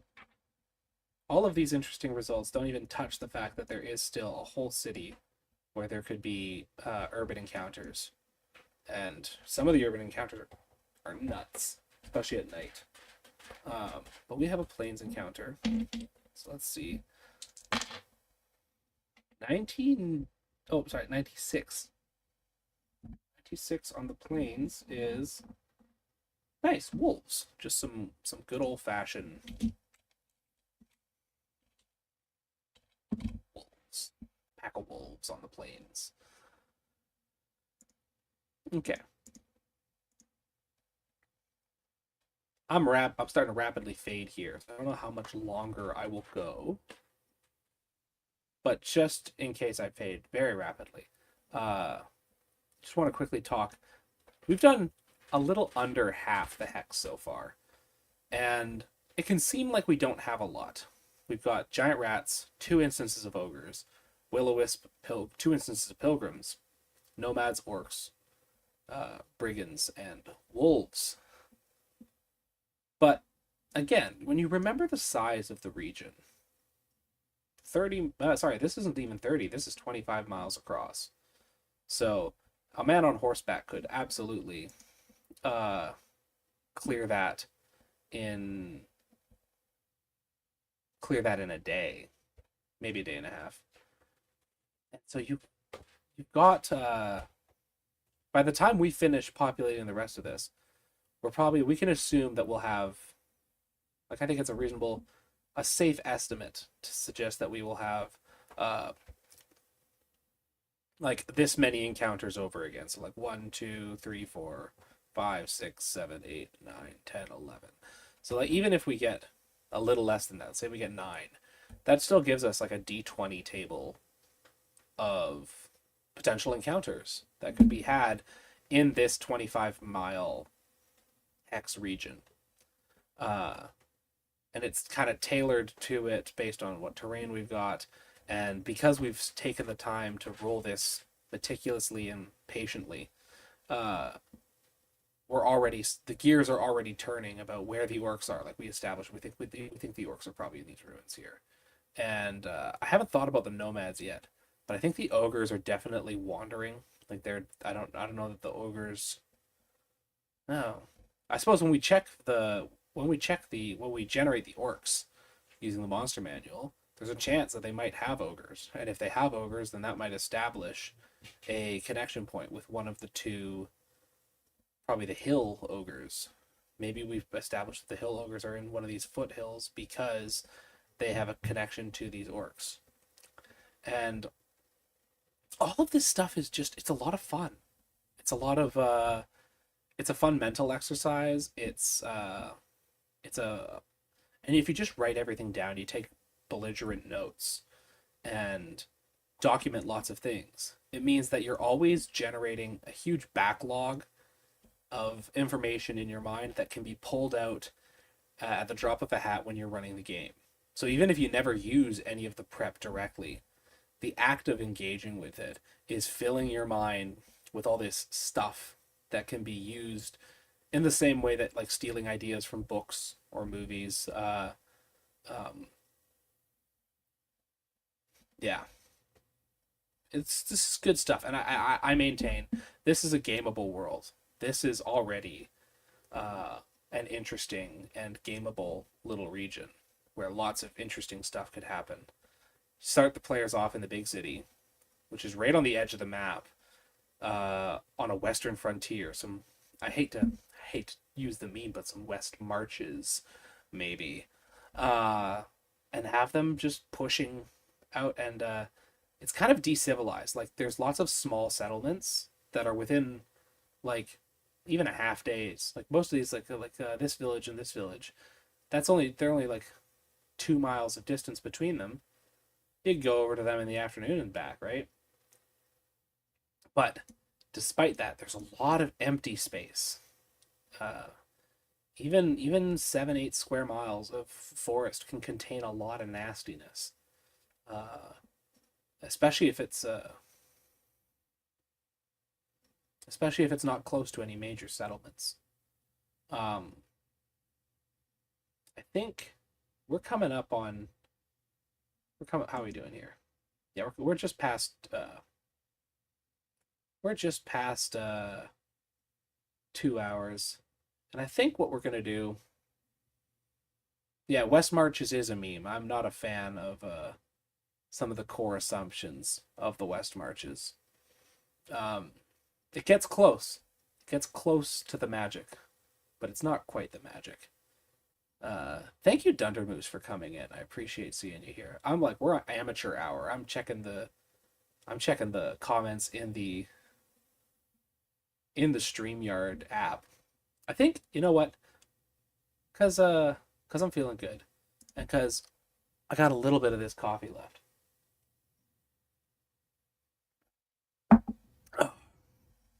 We'll go on in, and how about this? I've got two partial scrub hexes and one full scrub hex. We do those scrubs, then we've got like pretty well like a whole halfway section done, and it might be ambitious. My tongue is starting to hurt from talking. I don't know if you've ever experienced that. Like my mouth feels tired. It's not like being on a panel show where I take breaks and I stop to let the other people talk. It's all undiluted night danger right now. Yeah, I think we'll just call it. I'm gonna save this though, because I think instead I thought maybe I would just finish this off stream and then talk about it on another stream. Maybe I'll throw up a poll on the internet. Do I finish it on stream, or do I finish it off stream and talk about some of the extra next steps like placing monster lairs, thinking about major overworld factions, that sort of thing. But yeah, I hope this sheds some light into how I plan a hex map. You're getting the real nitty gritty in the weeds. And really, what it boils down to is that I like sitting around by myself, listening to music and rolling dice. And so the answer of how I populate my game worlds is I just do it. I just sit down and spend some time with myself doing it. That's oh no, that sounds terrible. But you know what I mean. We're making maps here. Uh, and I think yeah, I'll save this and we'll see what to do with it. I actually really I feel very inspired by a lot of what I'm seeing here. So I definitely don't want to just throw it away. Yeah. Oh, let's come on over here. Uh, let's let's say I don't want to say goodnight. It's not even midnight yet. I feel like a baby. I've gone soft. I can't stay up super late like I used to.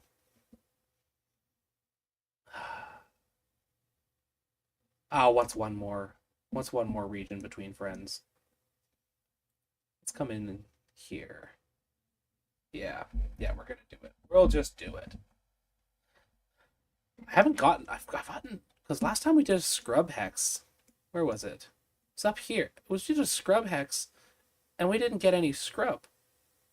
If I remember, I think that was scrub. Yeah, it was. Okay, we got one. We got one piece of scrub, but that's just not enough. Let's see if we can get some more scrub going on. I love sagebrush and that sort of thing. So let's darken that up there, and yeah, let's roll. All right, mountain right in the dead center of our scrubland. Boom. So it looks like this mountain range might continue on. It's not. He's not finished with his business yet. We'll see how many if mountains come up any more times in this region. But for now,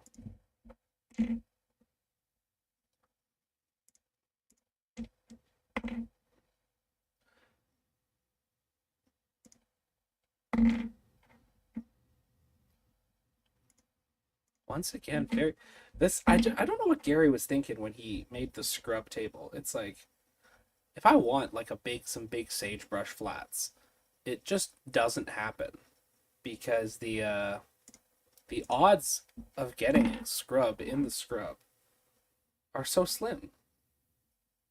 Like 4 to 11, that's less than half. Less than half of my scrub land is scrub. I just don't know how I feel about that.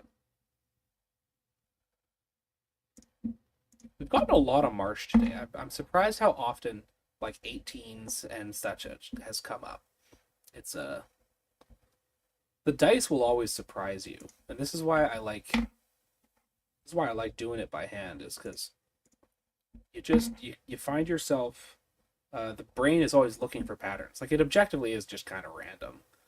Like there's not necessarily on a large enough time scale, it's all just going to be a random string of numbers. But on a small time scale, when you're really paying attention to every single result, your brain just fills in all these extra details. There we go.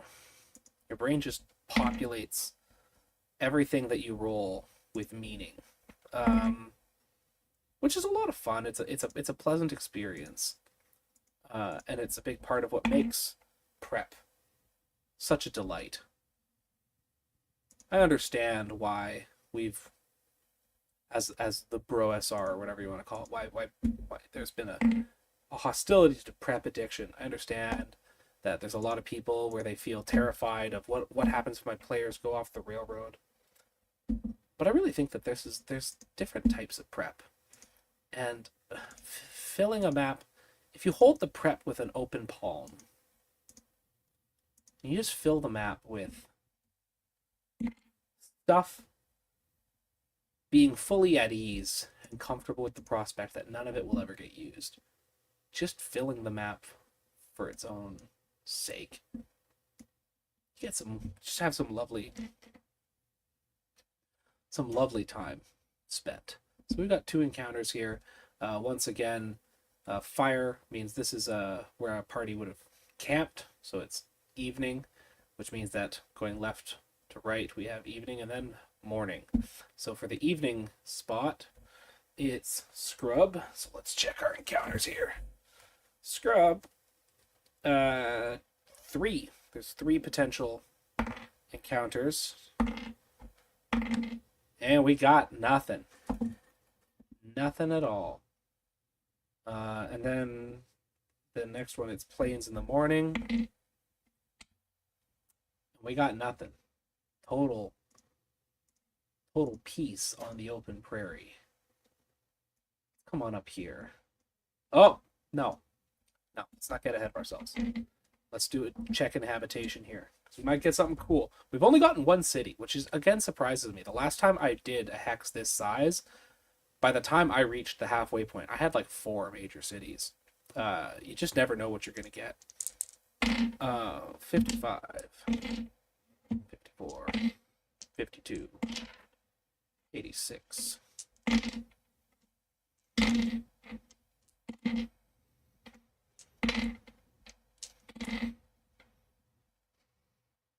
We got ruins.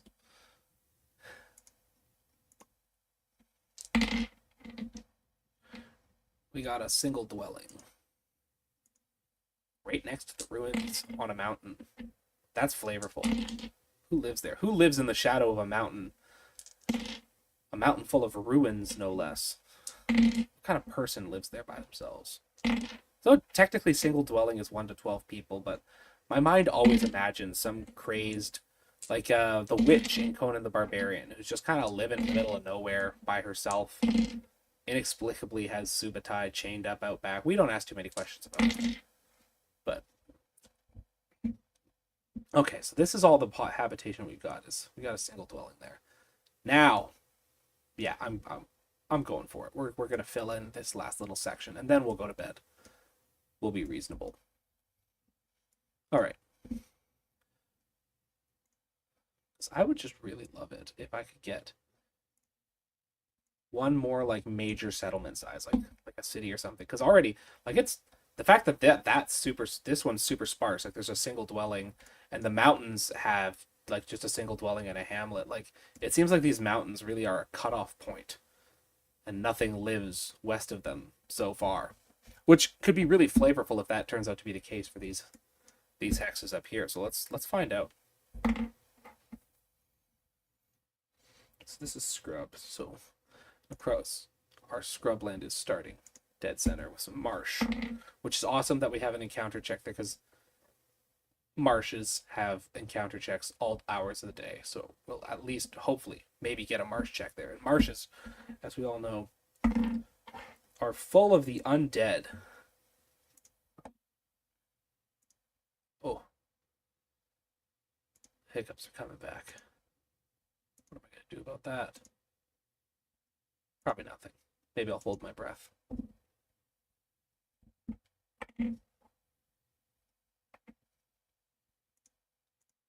Oh, that's supposed to be there. Spiral out there.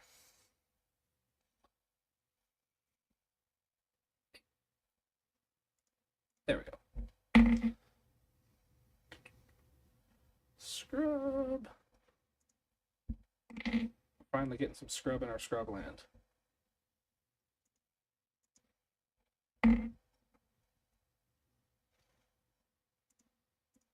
Hey. There.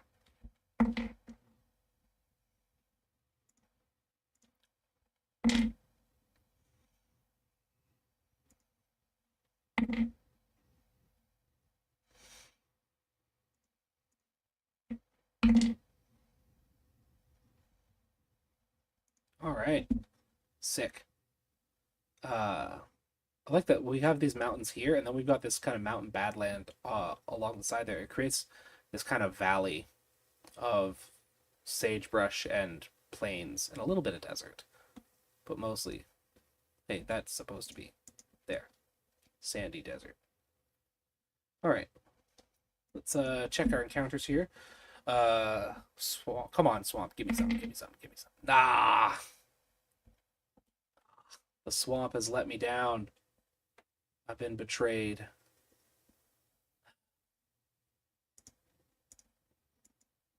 No swamp encounters. The temptation is really there to fudge. It's really there to like, oh, I could just put a swamp encounter in. And oh, good night. While you could put a swamp encounter in, you could just fill it in. It defeats the purpose. If you're gonna roll. If you're gonna, you can always. I see a lot of this as like flow state writing, where you really just follow the rules and you just be a stickler about it, and you just let the results happen, and then where you put your thumb on the scale happens afterwards when you're interpolating and making all these results mesh together. That's where like personal flair should come in. Personal flair against the dice, I feel like it's like why bother rolling? Just draw a map. Which is it's I'm not denigrating just drawing a map either. Sometimes you want to just draw a map. Drawing maps is also fun. And sometimes you just want to make a dungeon and put it somewhere. And that's fun in its own right. So let's check in habitation here. Finally. It's not a city. It's not big. But there's this pond here. And we've got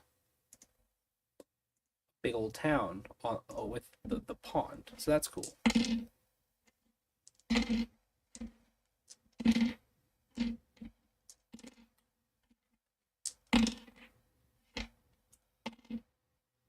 We got another single dwelling. It's surprising to me how many of these have come up. All right. Let's come on up here. Let's do this guy. Check it out.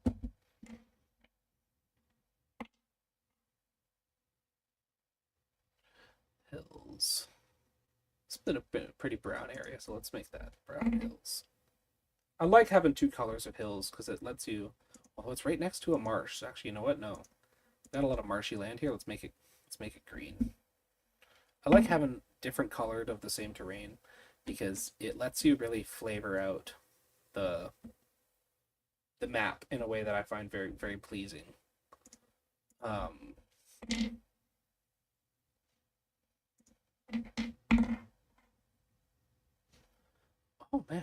just so many marshes on this map. That's just, it's just crazy. A lot of swamp. A lot of ponds.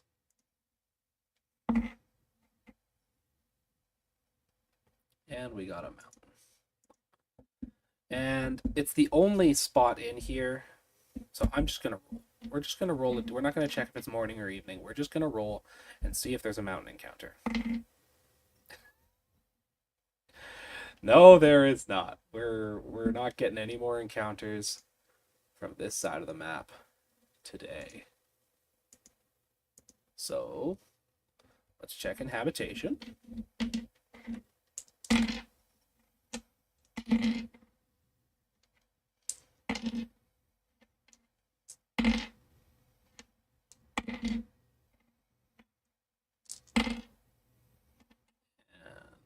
One more. Nothing. All right. So let's see what. So now we kind of have the results of what's west of the mountains here, at least on this side. And we've got a town which is what's the size of a town again? 1,500 to 6,500 people.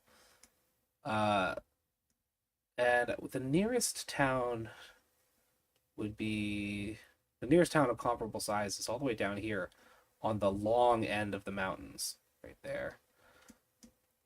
And so maybe that can be a project of the respective factions of each town is trying to establish some kind of permanent safe passage through the mountains between each other so that they can conduct trade. It'll really depend on who's living in these castles. Oh, hey, don't delete the castle. Don't delete the castle. Come back. There we go. It really depends on who's living in these castles. Because if it's like chaotic monsters, then these guys don't have time to be building a trade route through the mountains. Hell, they might be paying tribute to these guys so that they will then have their own routes through the mountains. Maybe the lord of this town is chaotic and has a deal with the monsters ruling these castles to subjugate and make suffering upon all the little settlements on this side of the map. But we don't know that yet because we don't know who lives in these castles. We haven't rolled that. And so already the creative juices are flowing. Already the ideas are being churned out like butter. And we still haven't even scratched the surface of all of the data that can be generated using the DMG. Something I mentioned on Twitter when I do this stuff is anytime I get a town, I'll use the random NPC generator to determine a culture for the town. In fact, here, let's do that. Let's wrap the night up. Let's go to the major city, the only city on the map, and let's just generate a culture for that city, because it kind of seems like that's the starting area for the campaign if this were a campaign. Let's go over to the NPC tables. I can never remember where they are. I'm always terrible. I know where lots of stuff is in this book, but I always forget where the NPC character personality tables are, because it's I can never remember if it's really early in the book or if it's late. There we go. Up. There we go. Awesome. Let's hop over. Let's just check in on the chat real quick. Night. Oh. A lot has happened. Okay, here, let's see.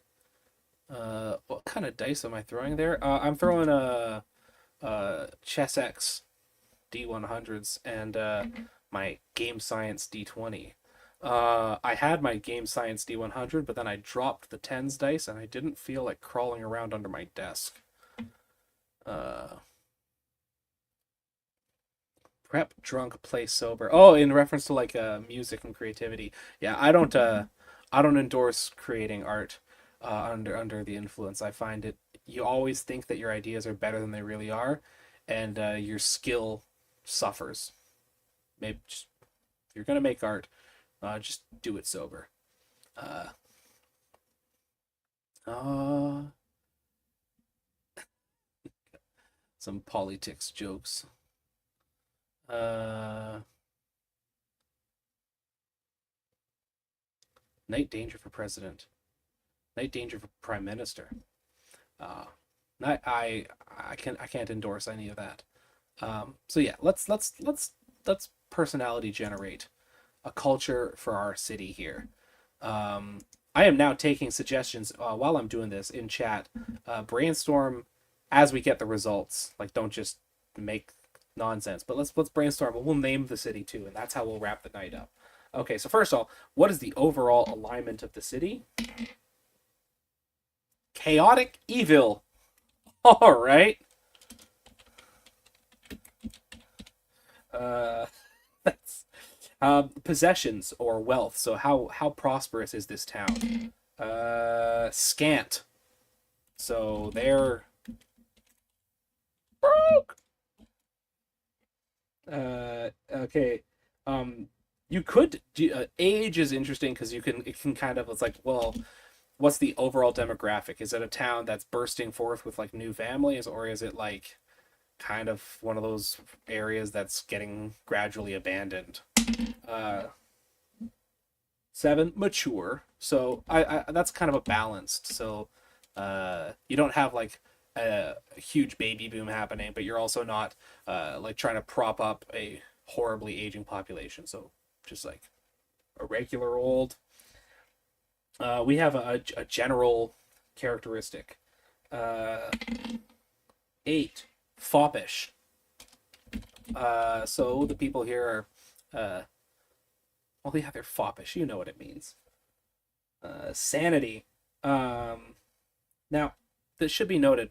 When I use these tables, it the sanity has a asterisk next to items 9 and 10 for insane or maniacal, uh, which is to suggest that if you get insane, you roll again, and you're only actually insane if the second result is also insane. But I like having some insane NPCs, and so if a character has uh, chaotic evil or lawful evil or just evil alignment, I'll increase the odds of them being actually insane by not requiring a reroll. So I think we'll do that this time. If we get a 9 or a 10, these guys are actually just crazy. We got a 4. They're normal, so it's not even worth noting. The sanity, overall sanity of the town is stable. So now we got a general tendency. We need a D12 and a D6. Well, the D6 is just odd even. So even. Practical Joker pranksters.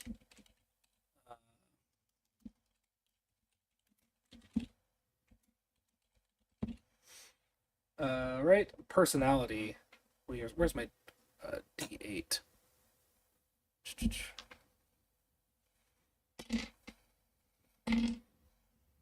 Diplomatic.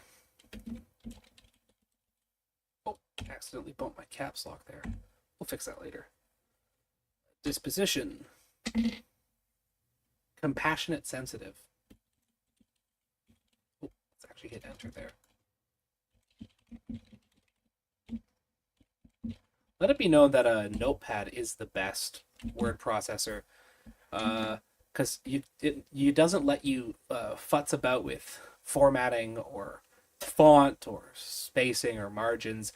You just write. It's a great place. Like I wrote a lot of my essays for when I was in university, and I'd write them in Notepad, and then edit them and format them over in Word. You got to let the software get out of your way so you can do what you need to do. So they're compassionate and sensitive, which is interesting, contrast to the chaotic evil practical joker thing. Uh, I'm getting yeah, the vibes here are interesting. We'll have to think about it. There's an active intellect. Uh, I was gonna say with the active intellect, the diplomatic, and the foppish thing, that we have kind of like an aristocratic, uh, like a city with a lot of blustering, um, powdered wig aristocrats. But then there's the scant possessions. They're broke, which honestly is even kind of funny in and of itself. Um, Sorry, that was intellect. Nature. Oh, sorry, nature's D6. They are unforgiving. So how do you be compassionate? Or, I think it says compassionate slash sensitive. I think we probably cut compassionate and just keep sensitive in relation to everything else, like unforgiving, chaotic evil. They're sensitive. They're sensitive, sensitive young men in this town. Materialism, average, not worth noting. Honesty, they are deceitful. On brand. I love when the results seem to kind of work together. Bravery, foolhardy. This is a lawless town. It's Oh wait, I'm okay. It's starting to click with me. I think I got an idea. We're gonna see how the rest of energy is normal. Thrift. Okay. Um, I learned that morals. I was always unsure what the morals uh heading meant. And I learned it's that Gygax included uh, a sexuality table for NPCs. Morals refer to the sexual tendencies of the NPC, although this trait rating can be used with regard to some ethical questions. Um, so, yeah, not just harlot tables, man. But these guys, their morals are normal. There's no unusual behaviors there. Their piety. Is this a town uh, that venerates that has like a big religion? Does it have a religion? This is average piety. There's probably is religion, but it's not a big part of the identity of the city. Let's actually here. We should see. We'll finish we'll finish the traits and then we should check and see how big the city is because that'll factor into how we're conceptualizing this. So let's go over interests. Okay. The town has a collective is has an interest in collections. What are they collecting? Coins and tokens.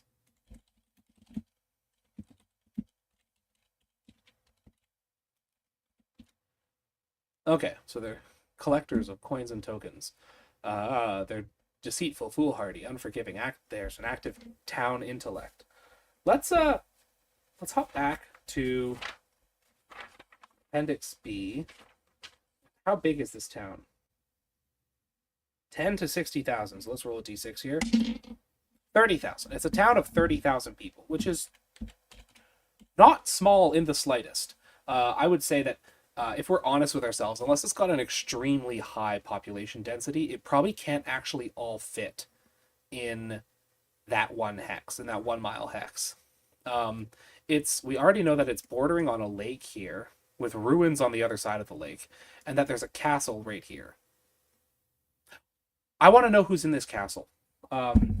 Because I think that this will indicate whether or not our city spills out into it, that castle is part of the larger superstructure of the town, or if it's standalone. And I know I'm definitely like getting ahead of myself here, but let's just see. So the castle is a small shell keep, and who's in it? Could be totally deserted. We have humans,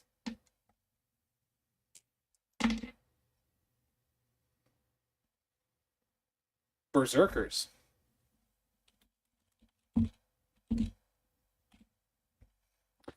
Interesting. So we've got a castle of berserkers in the hex next to this town, 30,000 people on a lake near a couple different spots of ruins. And then the next, we haven't generated down here, so we don't know what the southern neighbors are like. But to the north, like that's about as still. We have a couple villages that are like a day's walk because you got to remember, you can travel an average of 18 hexes a day at this scale. Um, well, 12 to 18 hexes, depending on how long you're traveling each day. 24 if you're on horseback. Um, I'm gonna hop over to the chat. See what do you guys think about this town? What are we saying? What are we saying? Foppish pranksters, yeah. Okay. Sinister culture, worshipping a trickster god, obsessed with their appearance at the cost of their own well-being. Well-spoken and diplomatic with a silliness to it. I've rolled up a... Oh no, it's so true. I have rolled up a city of goths. Hot Topic Hannah. Uh, oh no. Gothmalistan. There's definitely a... Oh man. Oh no. This is incredible. The the Maryland mansion. Okay. Okay. I'm so I'm gonna wrap this up. Thank you guys so much for hanging out, and we've got a really cool little place starting to grow here. I definitely think that I'm gonna want to just populate the rest of these hexes, these sub regions off camera, and I think then we might come back and for the next time and look at taking all of the master encounter list of all the monsters that have appeared in the region, and take that master list, take the cities and castles, and like take stock of what's here, and spend some time really just taking notes and tying it all together. This has been a blast. I can't believe I didn't do this sooner. I'm gonna I'm gonna hop off now. Uh, you see, the secret is that Dunder can't play in any of my games because I don't run games on the internet, except for Subdeacon. I'll run internet games for Subdeacon. Uh, but yeah, all right. I'll talk to you guys later. This has been lovely. This has been Night Danger in his basement, filming indoors. And I'll catch you all later.